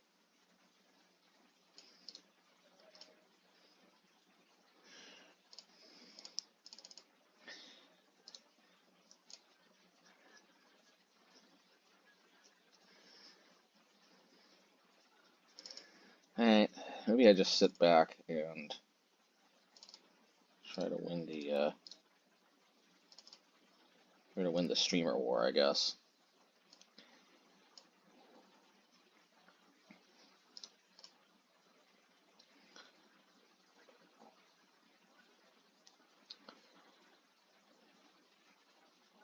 I mean, we can maybe catch up in the card advantage race if they have to keep discarding cards. They are one card ahead of us, so they're playing very wise in that regard, but I think we come out ahead the more back and forth card trading happens.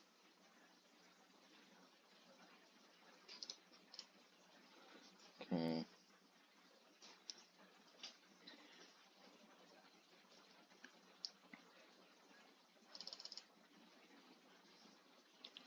I might be able to trick them into fetching out another basic. They're probably out of basics anyway.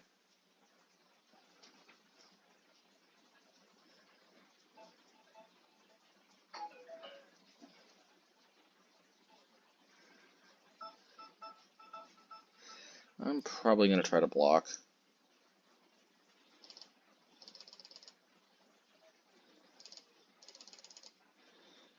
The only thing that actually deals with this is another Solitude, and I just can't deal with this thing, you know, peppering me too much.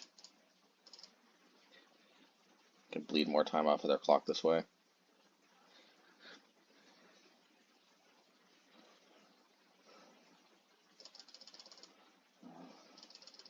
Don't want to crack that research desk just yet.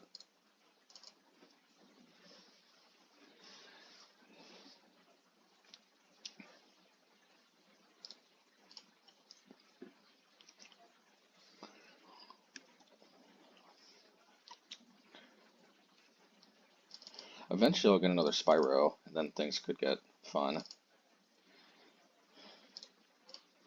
I'm going to wait for them to hopefully discard some. We know they got another Leyline Binding, so they probably have more than their fair share of answers.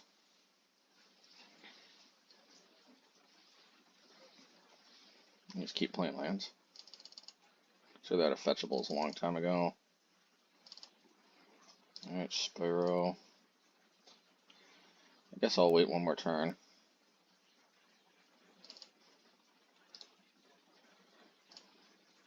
Because I got way better cards to randomly discard than them.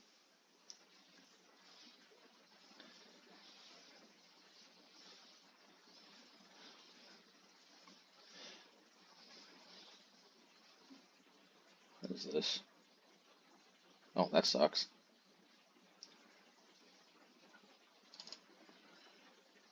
Yeah, I guess I should have played it last turn. Didn't think about that one. Here's the thing, though. I'm going to play this. I'm going to try to get tokens.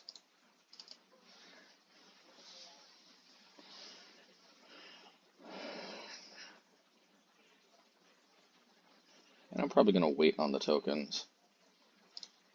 Because I don't want them to play. How many Solitudes did you use? 1, 2, 3. So the question is where's that fourth Solitude? I'm going to wait for them to discard a bit. What's the point, though?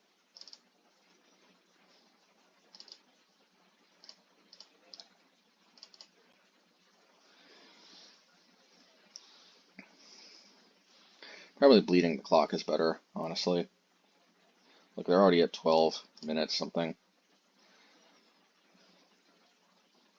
Man, we could have potentially made something. Nah, what probably just would have happened is just would have ended up losing faster. I think I am not playing to win this one. I am just playing to drain the clock.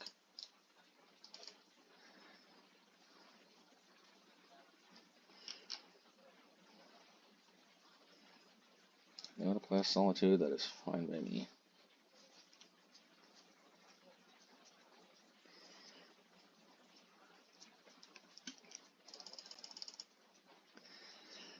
Another Blast Zone, if I even have one left in my deck. Oh, there we go.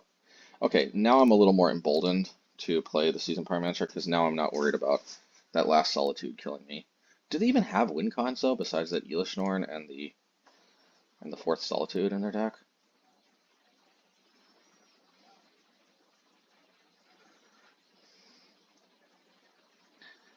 Okay.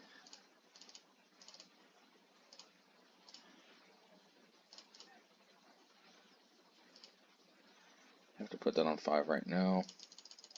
Then we start flashing back. It's important that we get this order of operations correct, otherwise we lose to that for no real reason.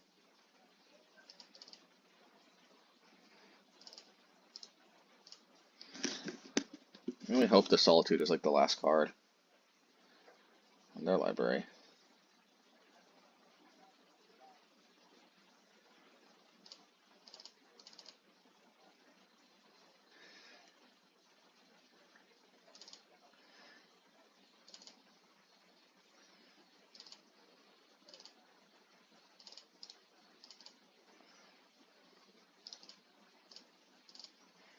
I guess the Teferi can also take care of them.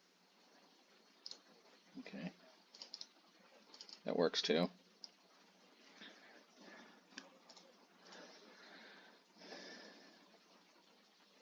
I guess we'll play Fury, because otherwise we discard, but I'm sure they have a counterspell.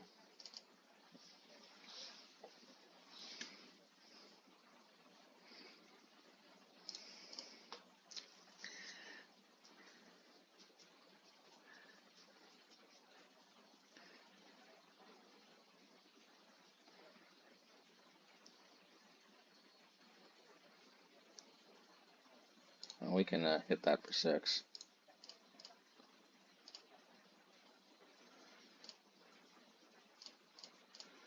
So let's do this.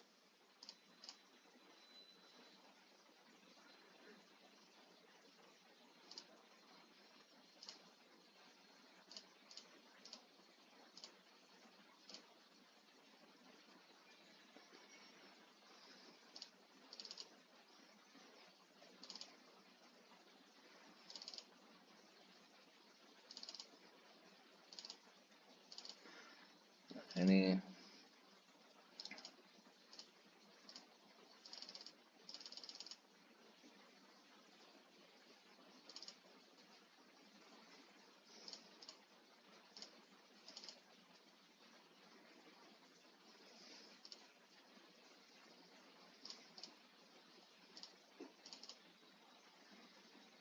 now we have to use our last mana to actually finish this off.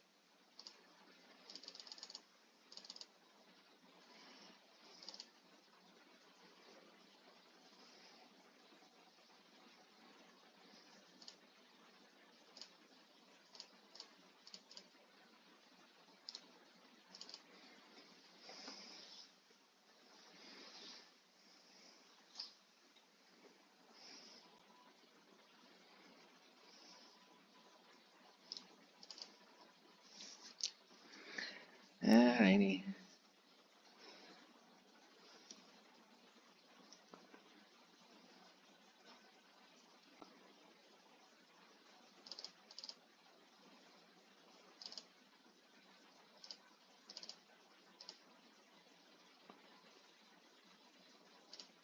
I guess we'll just dig further. Because I guess two is something that they can hit. We need to hold up though to intercept a Solitude though. It's the last card they have.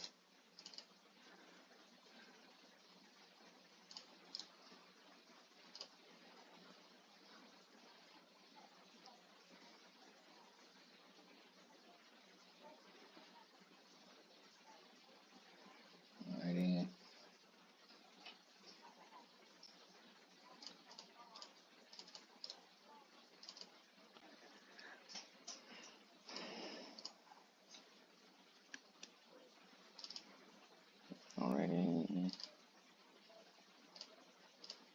Guess we'll do this.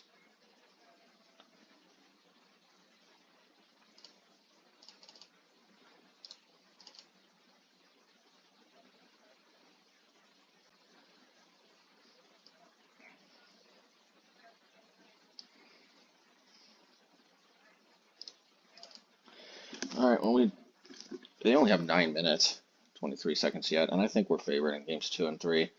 Like, do you think they could have won without Chalice? I don't think so.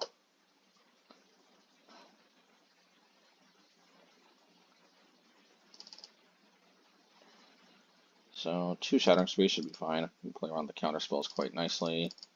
Ragavan. Maybe we want 2 Pithing Needles. We'll have to see how the lay of the land looks. Could be good against. Flame Slash is a total dud. Lightning Bolt can be okay. I don't think Stone is that great. They haven't shown me. I guess they could still have Toxic Deluge. You know, instead of Pithing Needle, let's do 2 stones just in case. I don't think Geomancer is actually that good against them, so we'll just play Lightning Bolt. Yeah, and we'll run this back.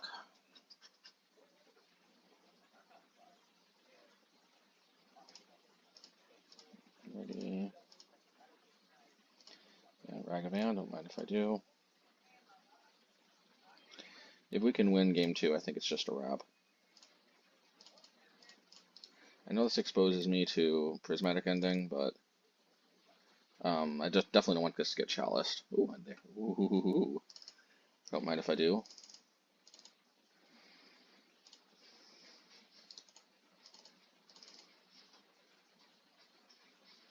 Okay, that's fine. They had to pitch their Elish Norn, which is one of their single most important cards for. Alright, normally I don't like doing this, but we're going to play out both of these to dodge a chalice. Prismatic Ending could obviously be a problem for one, but I think it's worth dodging chalice. Yeah, probably not actually, because we got okay. Alright. I think we want to save the field, most likely.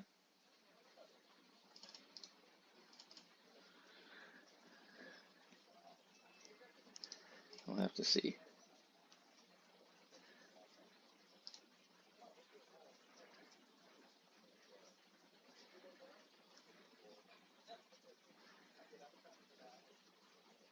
Alright, well, they're going to get themselves potentially exposed to decking, more so than last time. Mishra's Research Desk, of course, is a no-brainer. Okay. Play this out. Obviously, Blast Zone on 2. Probably we want to, even though they would deck before us with Bean, we still probably want to not expose ourselves more than necessary to shenanigans from it.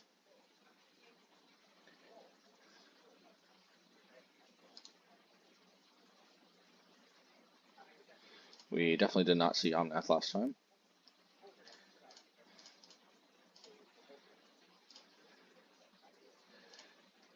I think we're going to have to tank a hit so we can get rid of the Bean.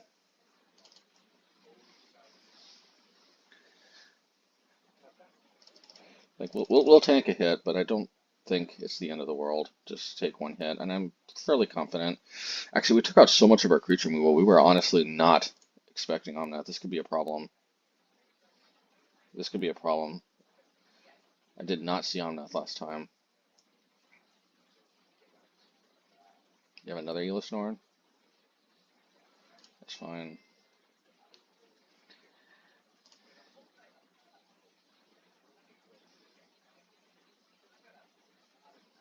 That's also fine.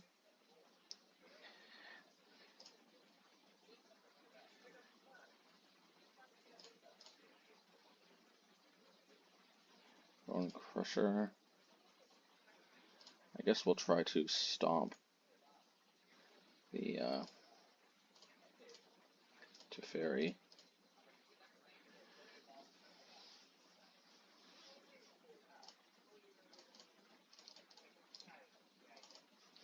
mean, we aren't going to get there with just one blast on activation.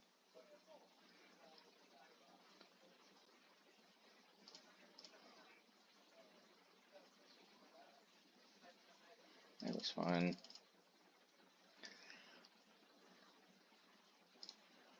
Maybe we can Fury the Omnath, maybe not.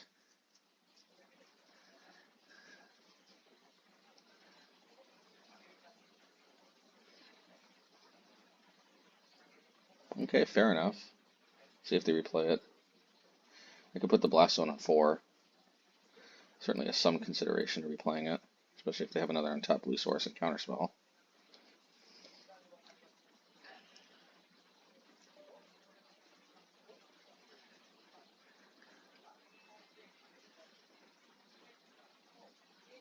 Come on, let's resolve Fury.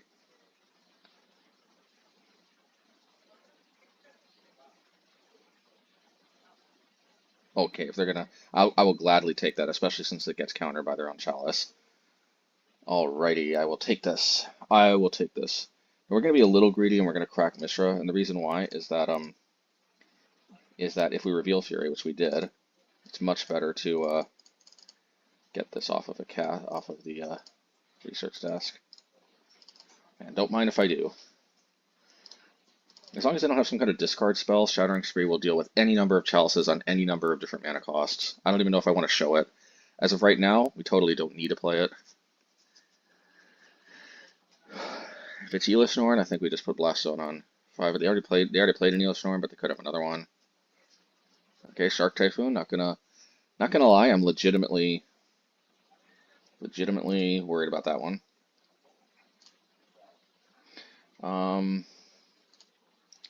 I think we have to pump the Blast Zone up.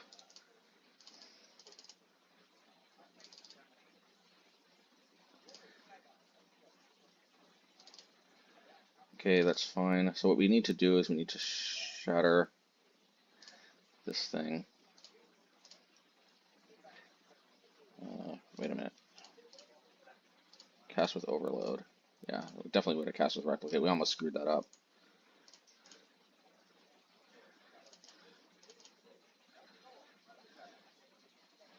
So creature, sorcery, land, artifact. Okay, don't mind if we do. We can hit this. We might as well do this while we're at it. I don't know. We gave them another target for Shark Typhoon, but that was probably a mistake. That was probably a mistake. Let's see. 1, 2, 3.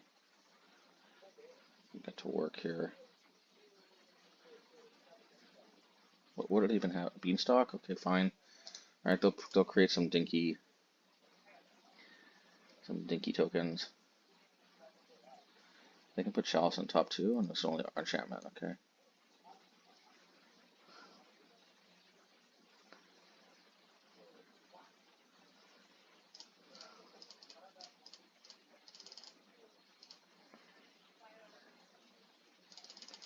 Alrighty.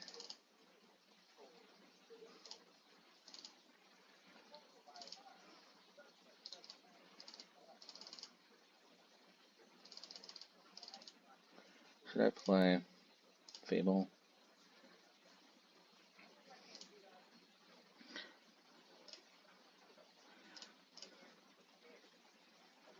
That was a mistake. I didn't calculate correctly. Dang it, man. Sometimes I make big mistakes. I don't know. There still could be some merit, I guess, but taking a full turn off from dealing with the Shark Typhoon is a big, big problem.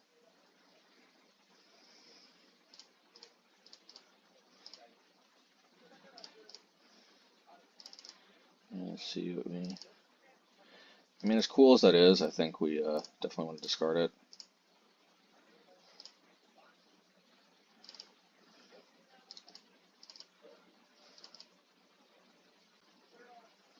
I'll let them block.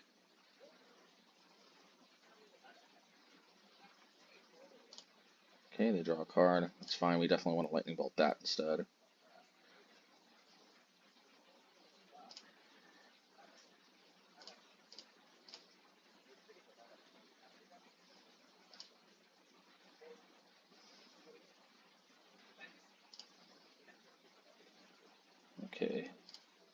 So we have enough to field the whatever, the whatchamacallit, the halo thingy, and pump blast zone.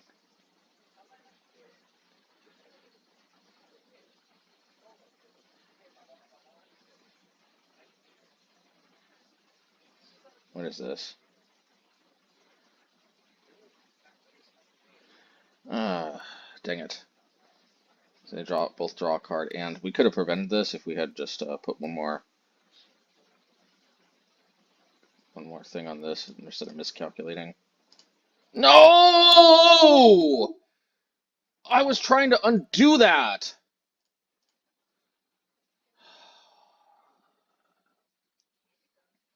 At least we get to blame our loss on misplaying. Protect our ego. Stupid shit. Golly, man.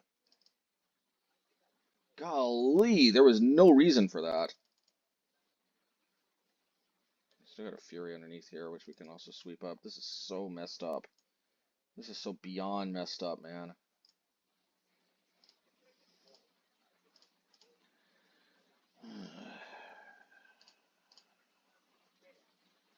Let's not mess this up again. Lightning Bolt should help with the big turn. Let's not put Obosh to hand. Let's not screw this up. Oh my god. I literally cannot imagine a worse misplay. Oh my god. Ugh. This is the most infuriating thing ever. Like, I obviously, whatever. And notice I'm not spamming the chat box with bullshit because what's the point? Okay. Alright, let's see if they counter. They kind of have to counter if they know what's up. Because should be able to do you know what.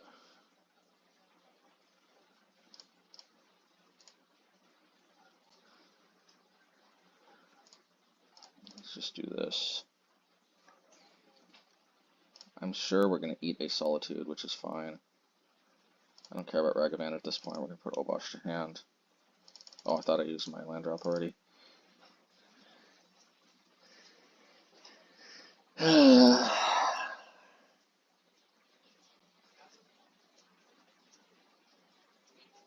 Alright, they draw a card, fine.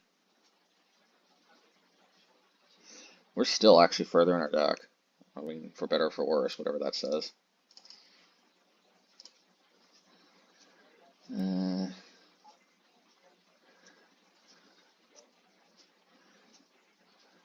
Another freaking Shark Typhoon? You gotta be kidding me.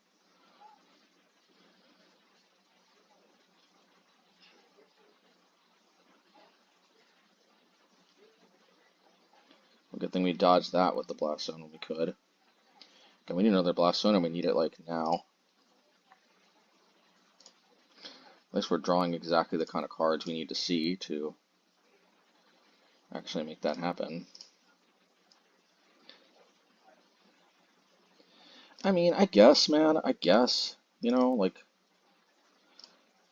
I mean, life wants to give me lemonades, right? I guess I'll whatever.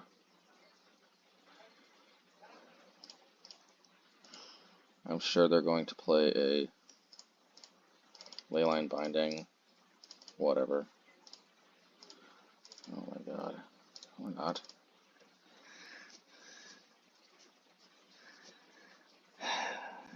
We would have been in such better position if we would have.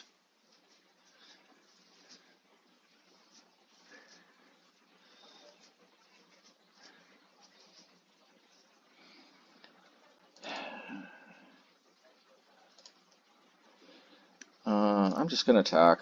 I do not know what kind of shenanigans they have. That's fine.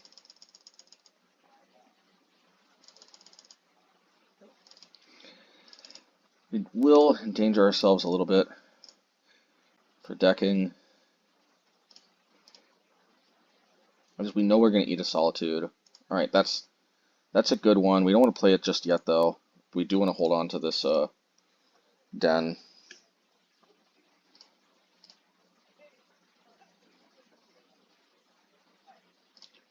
Unholy Heat is a good one.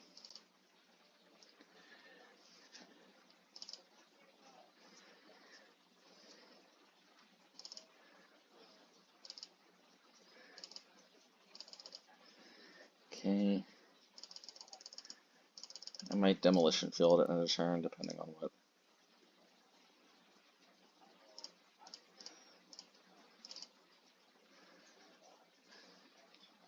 We could actually keep them off of red. They don't actually play that many red sources.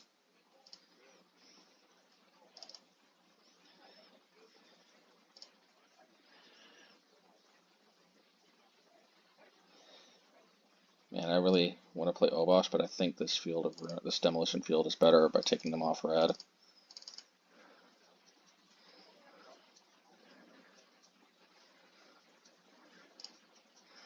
Alright, this is fine. We needed a target for our Unholy Heat anyway.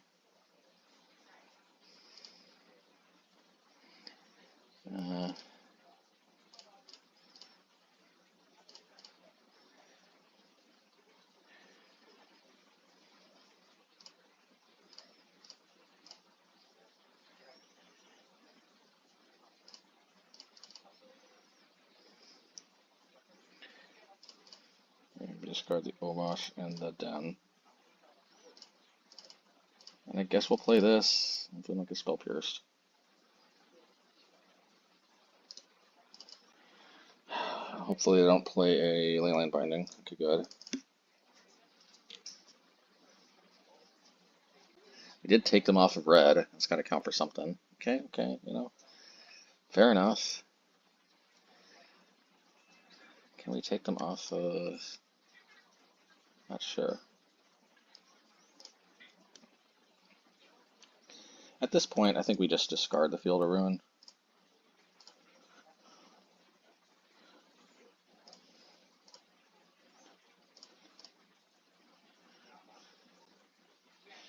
I mean, I'll tempt fate.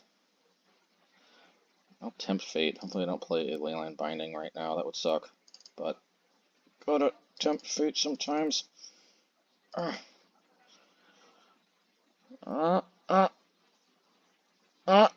Dang it, man.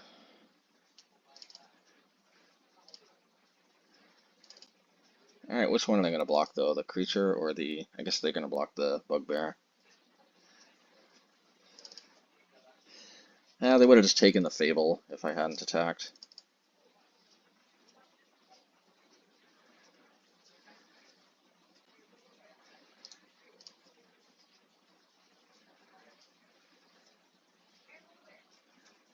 Mishra Resurgent. Well, at least we have a Fury target.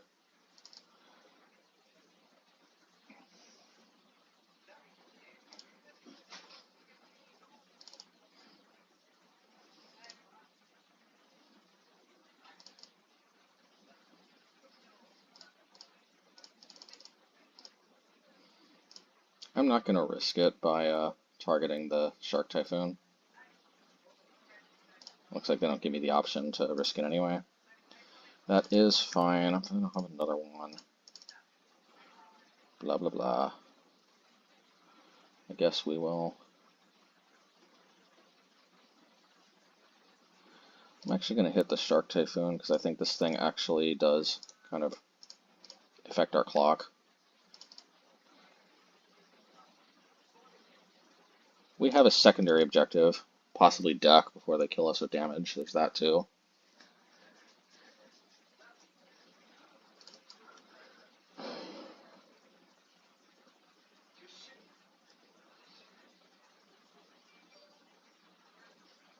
Okay, what is this? Chalice of the Void. Well, okay. Okay, fair enough. Let's see. I don't think another blocker...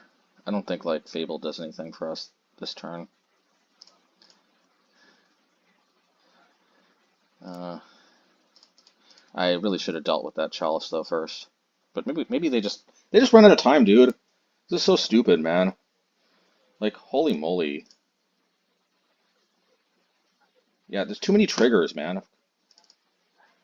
Too many triggers.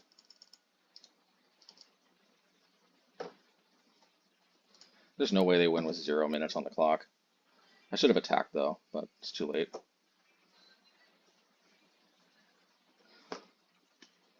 What a dumb what a dumb like, oh my god, but I misplayed so bad. Pretty sure I would have won regardless. Let's see if they flame me out in the chat. Okay, good. You know, good on them. Like, in my experience, most control players do not have the emotional maturity to not whine and complain losing like this. But hats off to the opponent because as you can see, while I didn't put anything in the chat, I certainly am whining and complaining. So maybe they have more maturity than me. Hats off to them. Anyway, yeah, it just sucks that we have to win like this, but win's a win, and I do think we would have won if we didn't misplay so terribly on Actually, we did win on game 2. We would have won faster. Did I misplay in this one too? I'm trying to think. I think that was this one. That was this one I misplayed, I think. Yeah, this was this one. Correct me if I'm mistaken. I'm just kind of still recovering from that terrible misplay. That every ounce of my body wanted to just shame scoop right there. But I'm like, you know what? They're low on the clock. Let's do it. All right. All right, match 5. We're on the play. Obosh. All right. Well, we're gonna see. This is like the only deck where we can keep a hand with 6 lands and 1 spell, but it's because only 2 of these lands don't have abilities. Like 4 out of those 6 lands actually are kind of like spells. I mean, we could get punished for sure, but okay, we probably are gonna get punished. Yeah, Yawgmoth is not gonna lie. This might make me reconsider possibly playing Moon Effects, Magus, or just good old Blood Moon in the sideboard, because this is a tough matchup. It's becoming increasingly more and more of a tough matchup.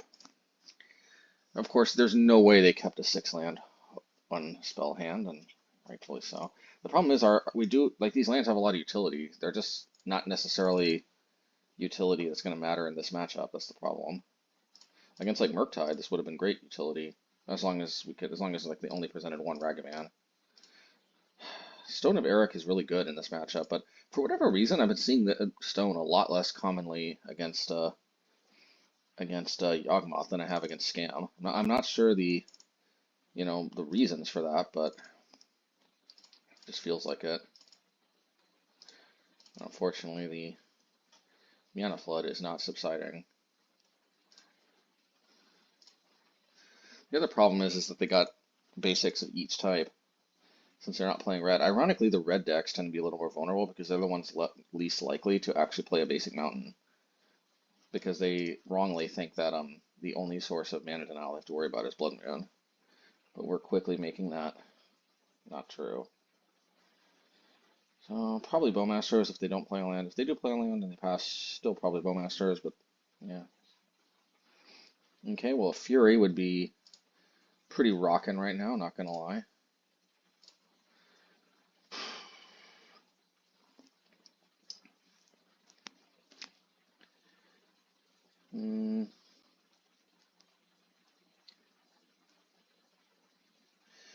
Blast Zone could be good, but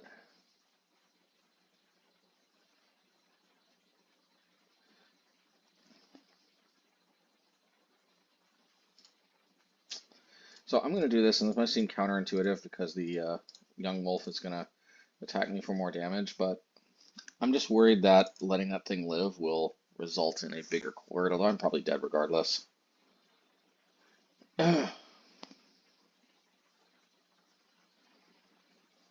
My bad hand could have just redeemed itself with a Fury. Magically, I want to somehow draw both Fury and Stone, but I don't know how to do that without cheating. And I wouldn't cheat, and even if I did want to cheat for some reason, I have no clue how you even do that on Magic Online. Well, there's the Stone half, but this is not going to be enough. It is not going to be enough. It is just not. I almost don't even want to show it.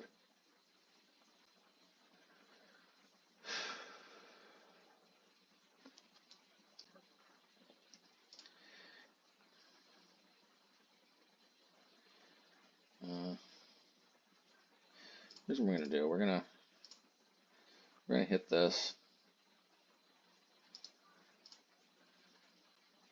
and I think we're gonna cycle, play around Bowmaster, probably. Oh my god. All right, well, you don't know what matchup you're up against, but I mean this is just any mid-range deck, like John, the wrong half of the deck problem. In some like Murktide hands, this hand would have been excellent. Stone, didn't need to draw it like right away. 2 Unholy Heats for like early Ragavans, DRCs, whatever. And then just keep playing lands, passing back and forth. If we don't play anything, they usually, oh my god. I think that's a wrap, folks. It's insane.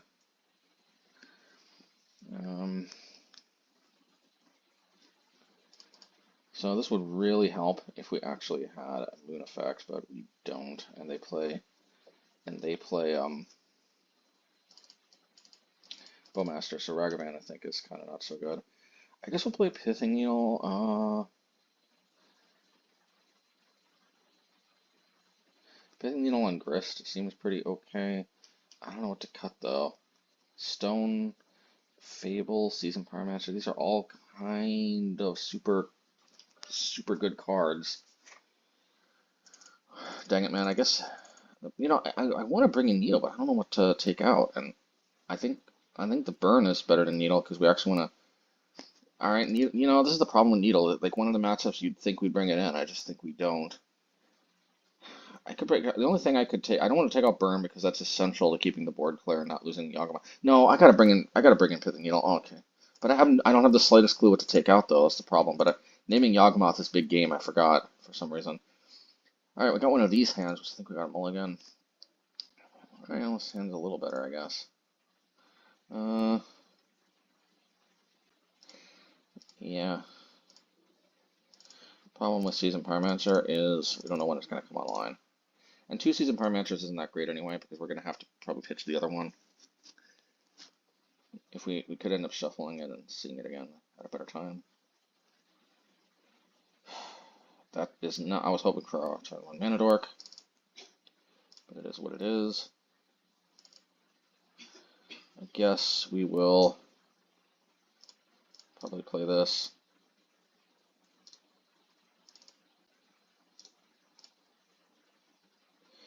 If we win this, I still think we strongly consider bringing Pithing Needle. It's probably a mistake not to, but I'm not expecting we're going to win this.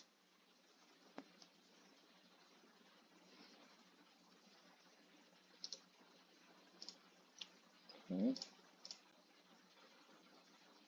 We need a land drop for sure.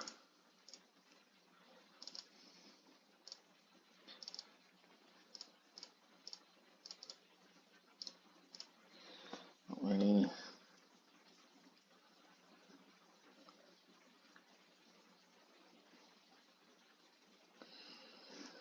Okay.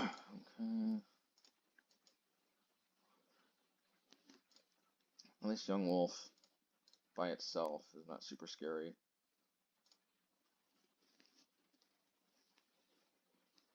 Grist just spewing out creatures is a problem.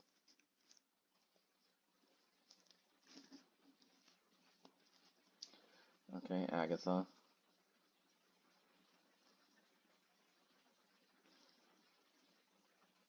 They may want to remove my Mishra's research desks, which is fair enough if they do. Yeah, I think I have to pick Fable.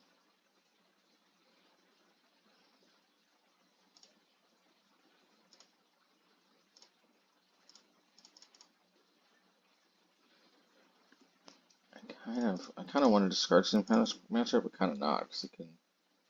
I guess it doesn't really have that many activated abilities, so they can Delighted Halfling there. The Delighted Halfling Eyes. There, Yawgmoth. It does have a +1/+1 counter on it though, so that means Undying is disabled. My understanding is it doesn't matter what type of +1/+1 counter. Okay, that's fine, but if they sacrifice, they no longer get the ability.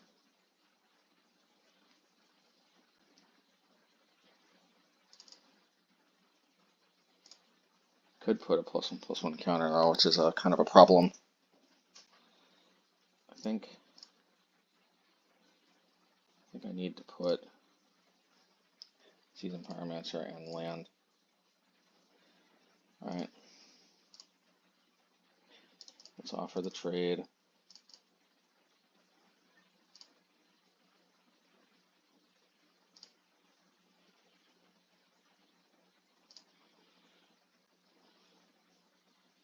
I would love to hardcast the Fury, but I just don't think that is an option.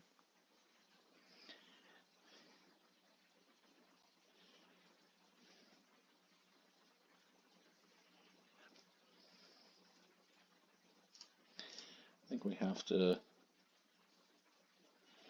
No, I gotta remember that Agatha's Soul Cauldron can. Alright, well, we're gonna try it anyway. They're probably gonna just Agatha's Soul Cauldron Mishra's desk or the Seasoned Pyromancer. We can respond.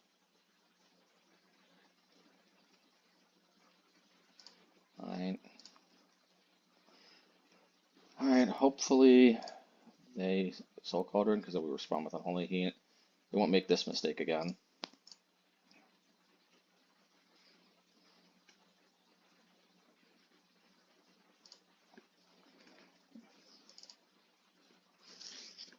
Alrighty.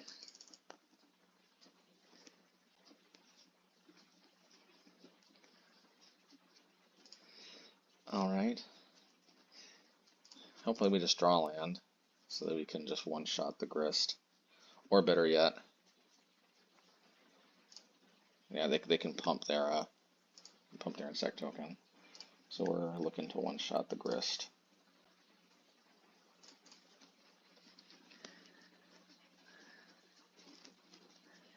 I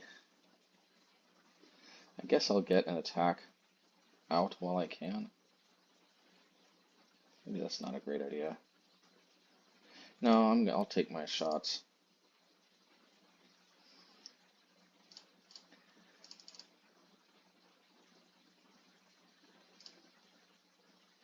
I probably should have gone for them. There's a better chance they would have taken.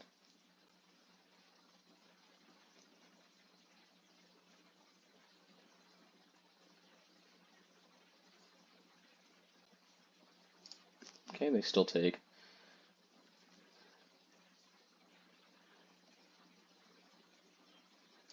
I still should have gone for them.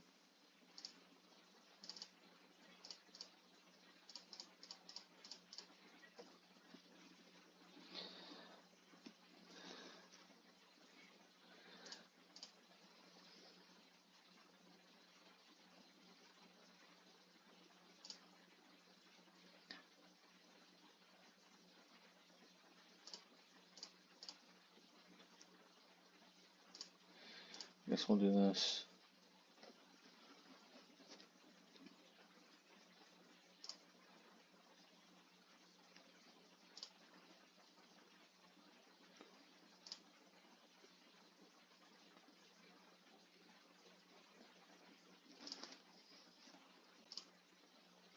So what we actually want them to do is we want them to remove their Grist, and then we'll respond by Unholy Heating. That, I think, is the plan.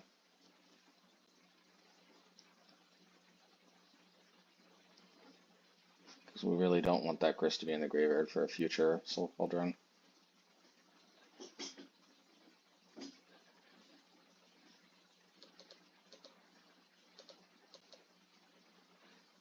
They can tap it for mana, but that's until they play another creature. That's about the extent of what the extra abilities gain them.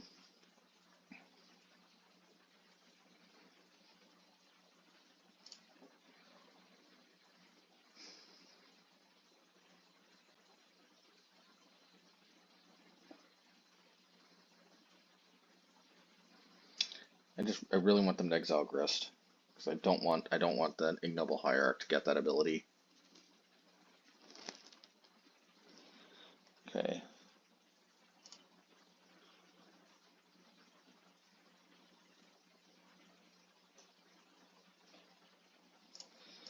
So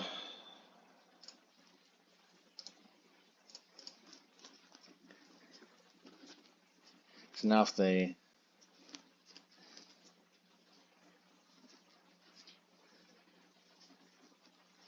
Yeah, maybe this was a mistake. Because for some reason I forgot they can put a counter on another creature. Turn it into Grist. But it's a creature though, so Summoning Sickness? I guess not. It's so weird. Like, it's still a creature. I would have thought because it's a creature it'd be affected by Summoning Sickness, but I guess not.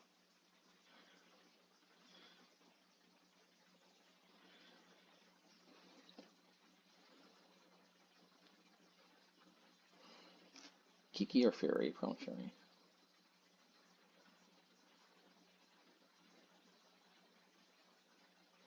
Alright, fair enough. Maybe I can go a little ham with Seasoned Pyromancer though.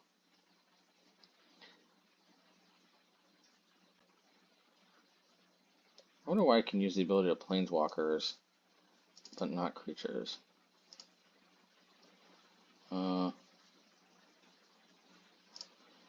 Let's do this one.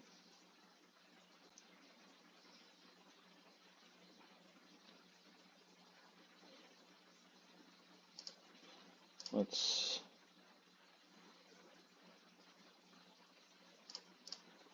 this, because we want to copy the Seasoned Pyromancer.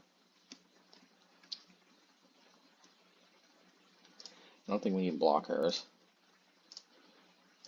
So we're just going to do this.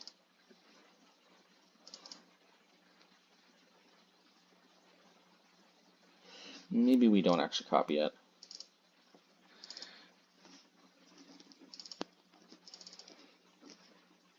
We might just want to copy the Goblin Shaman token, because the Flame Slash is a very good ability.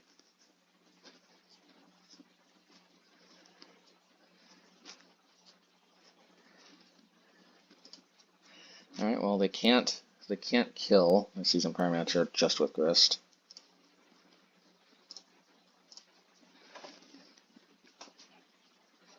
Oh, but they can actually with the Insect token.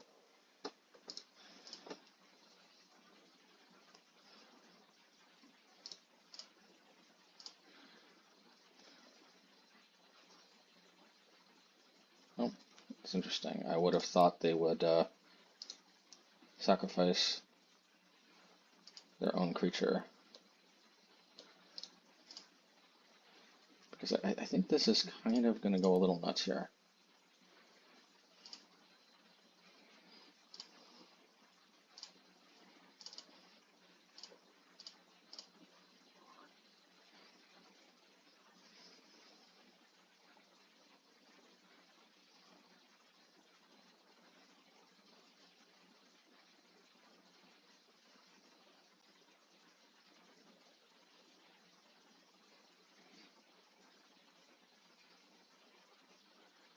Oh yeah, because it's still Grist. I mean, it still has a Yawgmoth. Okay, fair enough. Let's do this now.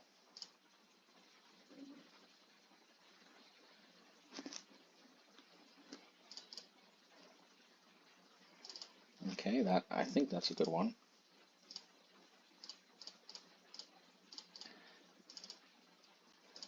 I don't think they have too many ways to... We definitely want to go put Blast Zone on 2 to help deal with the Soul Cauldron.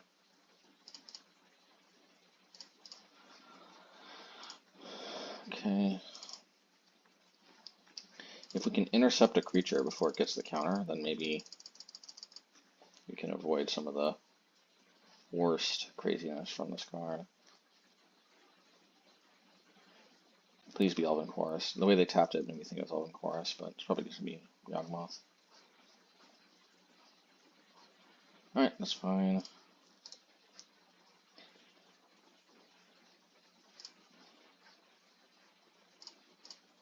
Surprised they didn't put a counter in Grist to size.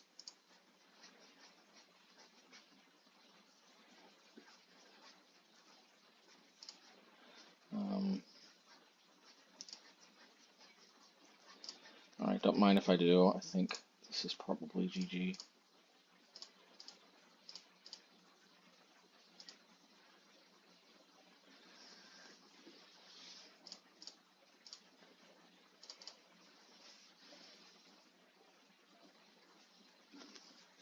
I'm pretty sure this is GG. Alright. Well, I can't always count on them getting mana messed up like that, so... Okay, so what is the plan here?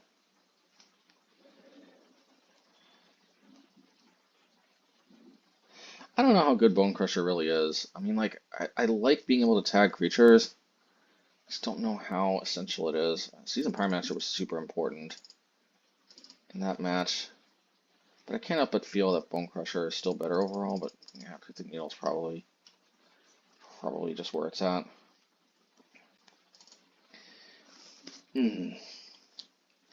It's a tough call. The fact that Pithing Needle also hits Soul Cauldron, though, I think seals the deal for me. There's too many good targets for it. Do I risk it? This is... See, the problem, the reason why I think I can't, my better instincts, no, I totally can mulligan. I can. Oh, man. See, that's, I think the last hand was so much better because it had the whatchamacallit. Yeah, see, like, this is really the same hand minus just one card. I do have one more land, though, but that Stone of Erech would have helped out so much.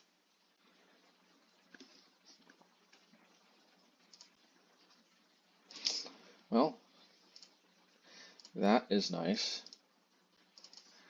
I think it's almost always good to wait on Pithing Needle.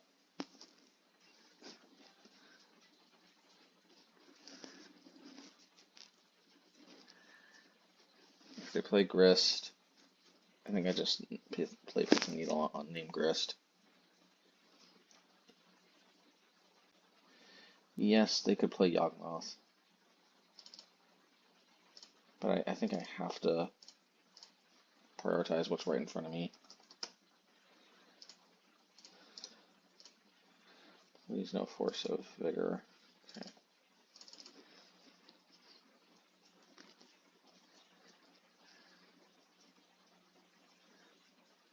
You know, could be worse. Could be worse, actually. Like, that's not the worst thing ever.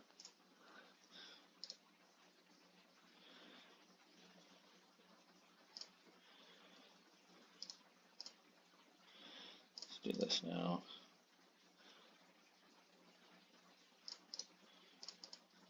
You know what we're flame slashing.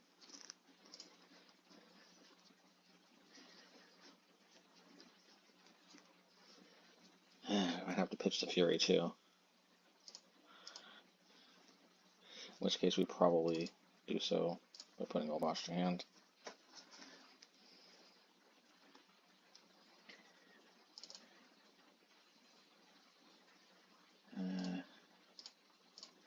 No, I'm not putting Obosh to hand. I'm just gonna risk it.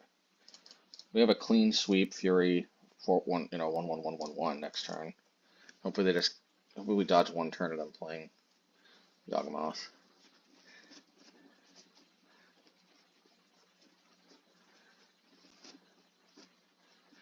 Yeah, we can actually kill Grist. I think we go Dryad Arbor, kill Grist, and yeah, Dryad Arbor.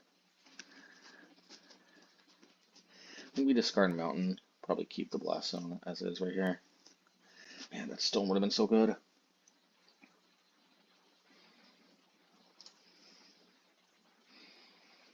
So I definitely think the Mountain is a good pitch. Can't afford to expect to hit another land, so we have to do this.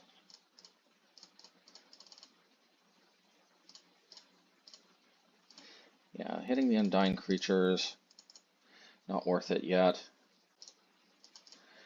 And if the Fable actually gets going, then maybe we... Nope, I'm not feeling this. I'm not feeling this one bit. Hopefully they don't have another Grist in their hand.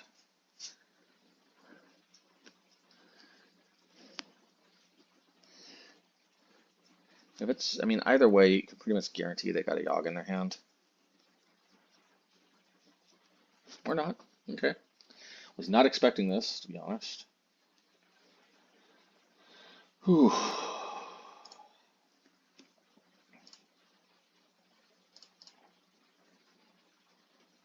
Yeah, this is really a hot garbage situation.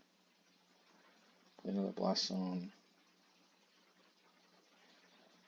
Yeah, I mean, I guess I can always convert the field, right? In fact, I guess I'll just do that right now.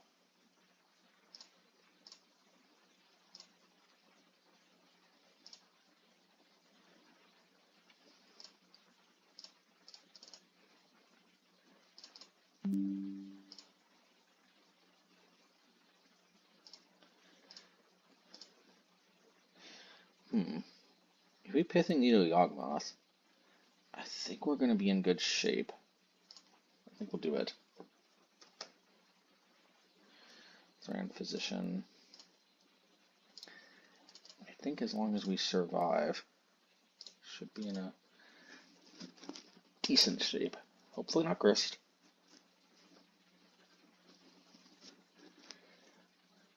How much should I bet that was Yawgmoth?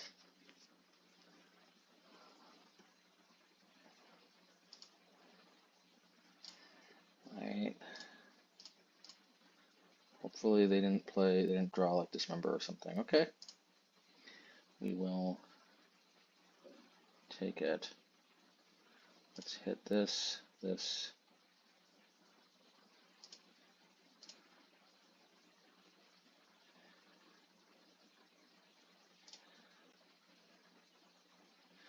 I think we have to hit the infinite combo. Deleted Halfling, man. Just forget about that card. Who cares?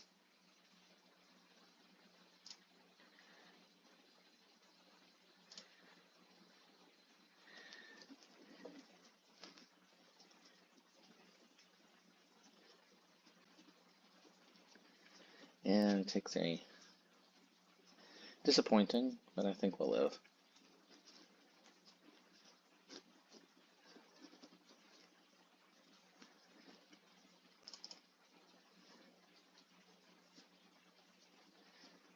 I'm a little bit worried about them somehow cheesing me out, so I am going to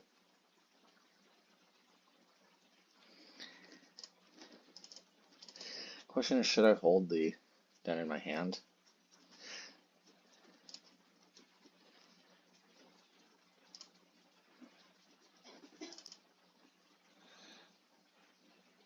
I don't think so, because the research desks get better the more mana I get. So there is certainly appeal.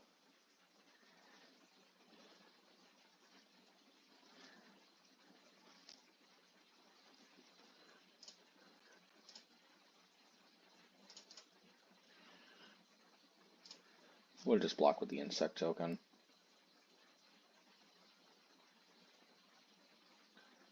Oh yeah, plus if they play Force of Vigor. Ah, and that was another reason I was going to say. It's another reason why I put out the land. This Bowmasters. Definitely feeling good about my decision, A, to name Yawgmoth, and B, to hold the Fury back. I do not want to get juked with mana issues. Grist would be definitely the best draw, taking away my Fury Engine. A Cord, I guess, for Grist. Probably Grist, I'm guessing.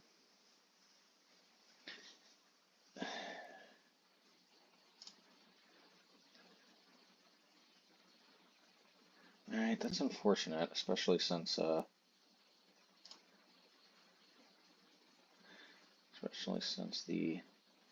But, like, I think I'm very close, though. This is Research Desk. I don't want to trigger the Seasoned Pyromancer yet.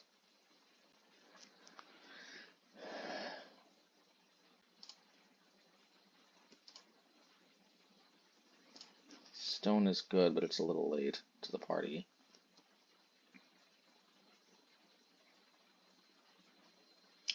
Part of me wants to discard it. I will. They're not going to kill me with Bowmasters just from this.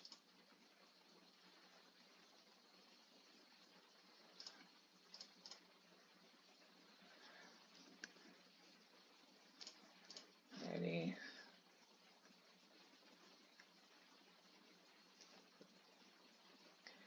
Yeah, this is a good one because I think what this enables me to do Let's hit this. Maybe play this.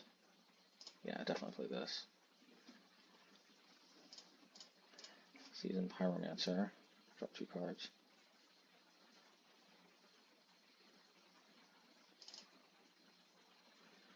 And attack both of these to grist.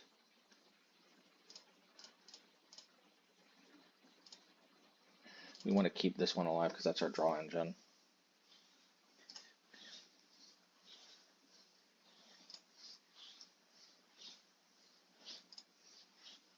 Okay, that's fine.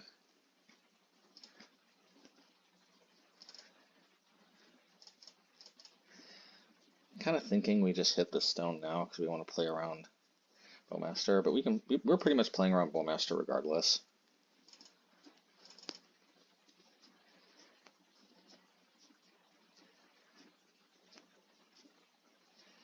I did open myself up though to another chord, actually.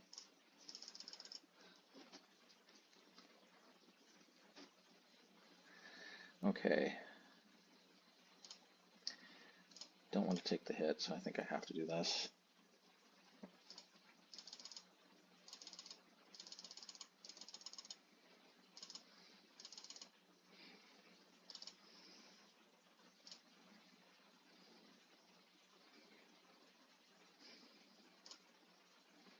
Alright, I sincerely hope that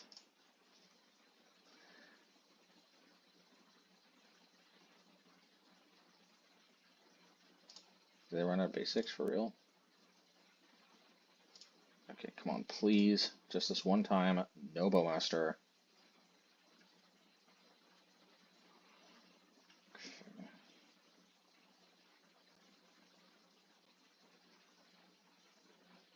Let's hit this now in case of okay, I got a good feeling about this, folks. All right, 4-1. So not gonna lie. I'm breaking a fairly long losing streak here of actually beating Yawgmoth.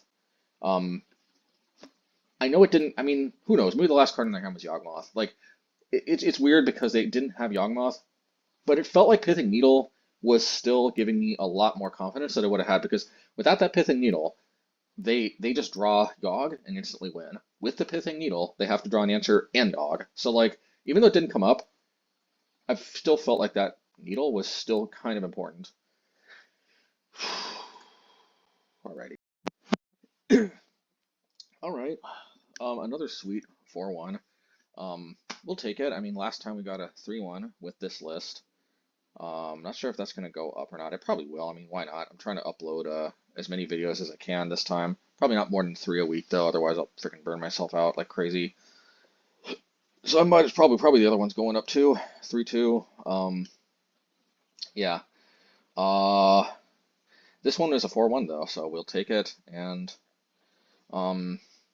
definitely nice to snatch that last win against Yawgmoth. Azorius control. It wasn't the best showing ever, but I still think with a little tighter play, we would have been able to beat them fair and square. But we still ended up beating them. I mean, at the end of the day, like this is something that you really should consider. You should really not play this blue-white bean control deck unless you can play really fast, and also on Magic Online if your internet connection is good enough. Because apparently, if your internet connection is worse, because I've experienced it when my internet connection was worse, there's more latency and it takes longer for Magic Online to register your clicks or your hotkeys, and that's a big problem. You need to have a silky smooth internet connection, and you have to be able to play really quick, relatively quickly. You need both those things. I mean, pretty quickly. Actually, I would say well above average quickly, in order to make that blue-white bean control deck work. And honestly, like other than like Waffle Tapa or like Gabriel Nassif or like one of the control like masters, I would not be confident most likely in myself that I could play that deck fast enough. Even Gabe Nassif, actually, I timed him out once, and I remember he was a little frustrated at that, which is understandable. It was with my mono white deck, but like even Gabe Nassif, like I highly doubt that like there's that many players that could play faster than Gabe Nassif, and even he timed out playing control once against me. So like I don't know if there's something about my deck or something. There probably is. I think my deck is probably unusually able to keep up with insane card draw, even with beans, even with one rings, while also being able to deal with most of the threats they pose. I think, and deal with planeswalkers. I think it's just, yeah, and even as we saw, using Blast Zone to take care of um Shark Typhoon. So it's anyway, what I'm just trying to say is I'm just trying to say, like, I I think that I don't think it's correct to just say, oh, I lost on time. In reality, my deck's the best. Well, like, not really. I mean, in a paper tournament, you will get draws when you go to time and you can't finish within 5 rounds or something when the tournament has to move on. So like that doesn't that's that I mean, that's a real thing even in paper. So it's not like there's even, I mean, your record is slightly better getting a draw than getting a loss, but it's only slightly, because from what I understand, getting a draw is much closer to a loss than it is to a win, and how it affects your records. And the reason why I think it's, people can correct me if I'm wrong, is just that the vast majority of players, they only have wins and losses, right? So like if you have a draw, you're losing out on breakers basically to every other player that has a win, which is the vast majority of players. So like it's almost the same thing as a loss. It's just that I think, like, when you basically, like, it only comes up, I think, like if you're kind of like if you're kind of close to being tied with a bunch of people for like eighth place in the top eight. It could affect your breakers a little bit, but at the end of the day, yeah, like you're competing with a bunch of other players that have actual wins and not a draw. So it's always going to be, it's basically like, I mean, the way I understand like how the rankings work is it basically, like, you count wins first, so the people who have the most amount of wins are always the most likely to make top eight, and yeah, and like and a draw, while not a loss, it's not a win, so you're instantly losing to all those guys, and that's why, like, that's why it's look, bottom line is, here's what I'm trying to say. Okay, I've rambled a little bit too long. Bottom line is, I think it's incorrect to not play win conditions in your control deck. You will lose on time and Magic on Magic Online. You will get draws in paper. Um, and at the end of the day, I do think our deck also performs a little better when they have to play win cons. Like, I don't know, what would be a good win con that they could play to actually finish the game faster? I don't even know. Um, that's the problem with these, like, big top heavy decks with relatively low toughness. If they played a lot of creatures with 5 or more toughness, yeah, but like all their threats for the most part have, I guess they could play like 4 Shark Typhoons and Murktides. Okay, okay, maybe they should throw a Murktide or 2 in there. I don't seem like they're using their graveyard that much. There you go. Yeah, Murktide. That'll get wins, flowing a little quicker. They should really seriously consider it. But I do think my performance, though, does go up, even though Murktide can be a little difficult for us to deal with. At the end of the day, Murktide doesn't draw a card.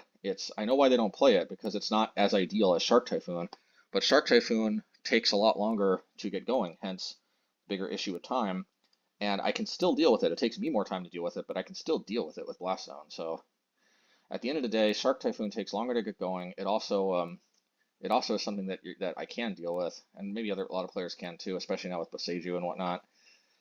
They might want to consider just playing Murktide. I know I'm probably in no position to give advice to control players, but like, I just think it's really wrong to just blame the clock. I think playing cards like Murktide that actually finish the game quicker at the cost of, letting the opponent interact with it a little easier. Like, they can solitude it, we can play double burn spell, whereas like if they create a huge, if they cycle for a huge Shark Typhoon token, then we have to spend possibly 2 burn spells, and they drew a card, as opposed to a Murktide where we only have to use 2 burn spells oftentimes, like double Flame Slash or Flame Slash and Unholy Heat or something like that, or Unholy Heat Stomp. You get the idea. Like, I get why they don't play Murktide. Shark Typhoon is better if time isn't a factor, but time is a factor, and that's kind of what I'm.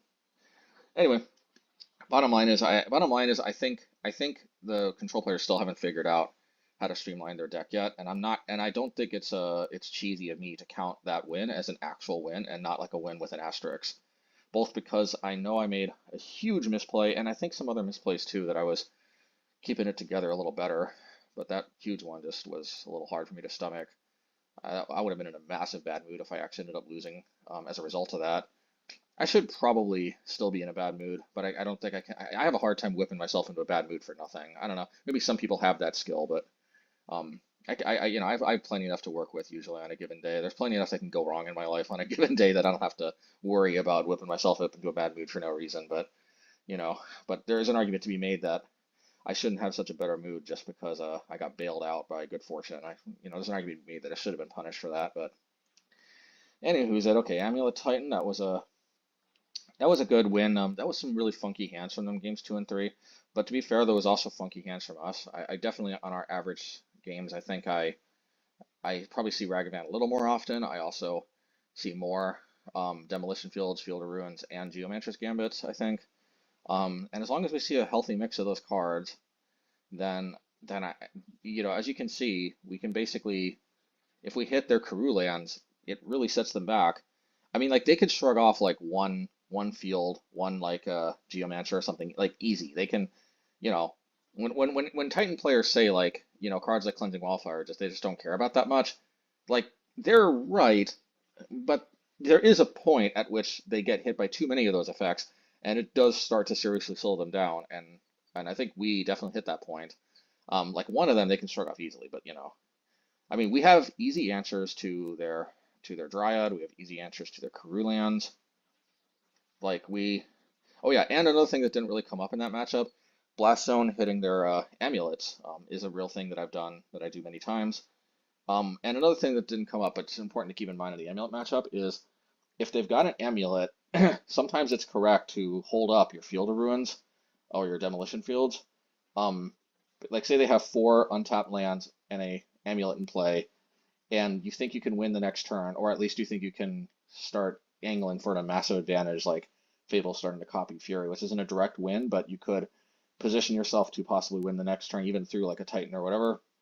What you want to do is you want to hold up that field effect so that you can intercept their Karoo land in response to the trigger, because the trigger from Amulet does go on the stack. You can respond to it.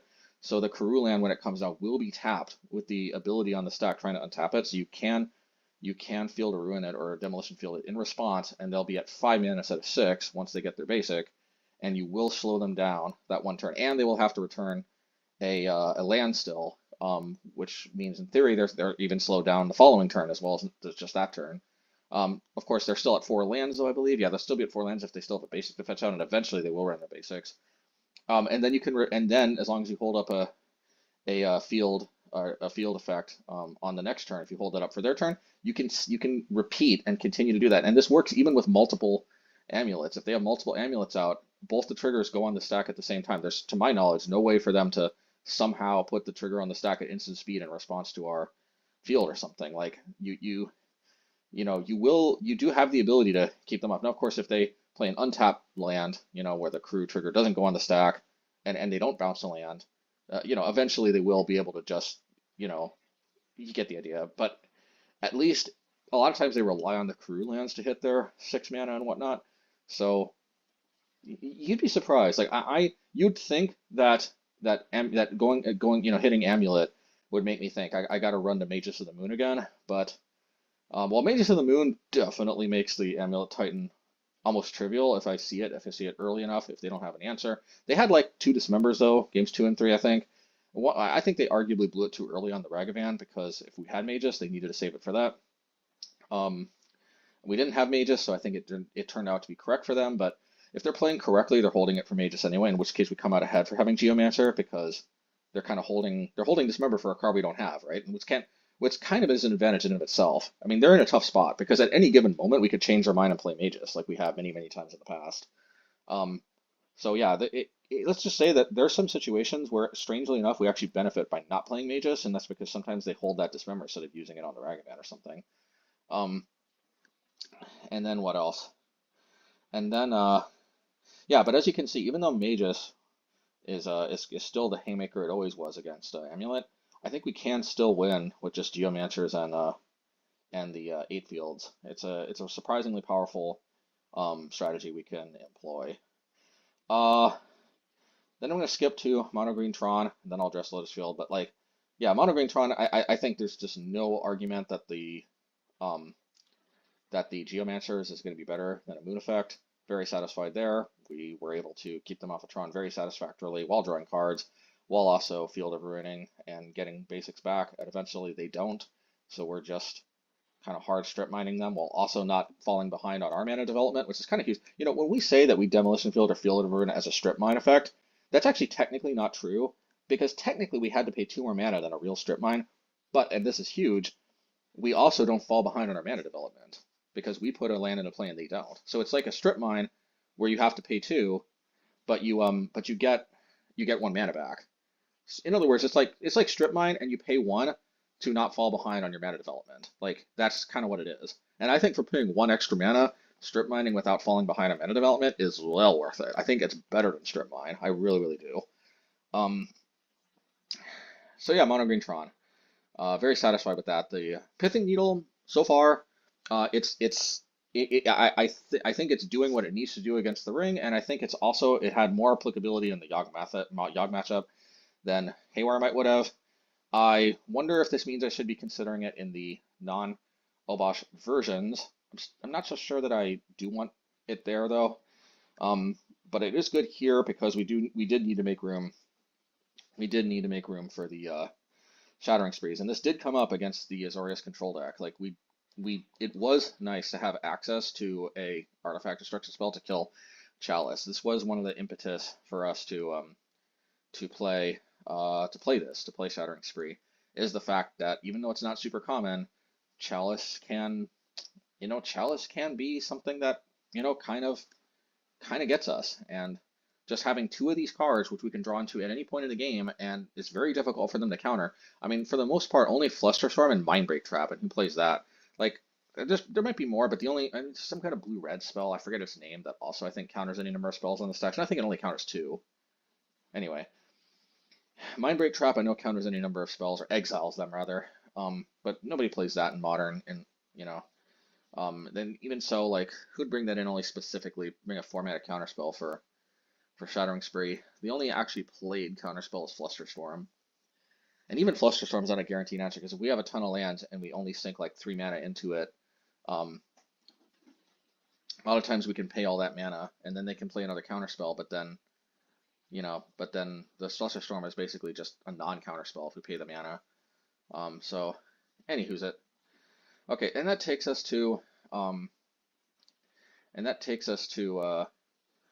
the Lotus Field.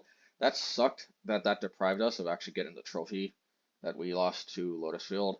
I am kind of salty about that, but what can I say? I mean, like, it just sucks because I don't think it's a huge part of the meta. I mean, at the end of the day, like, for example, without Haywire and Might, we're more vulnerable to Enchantress.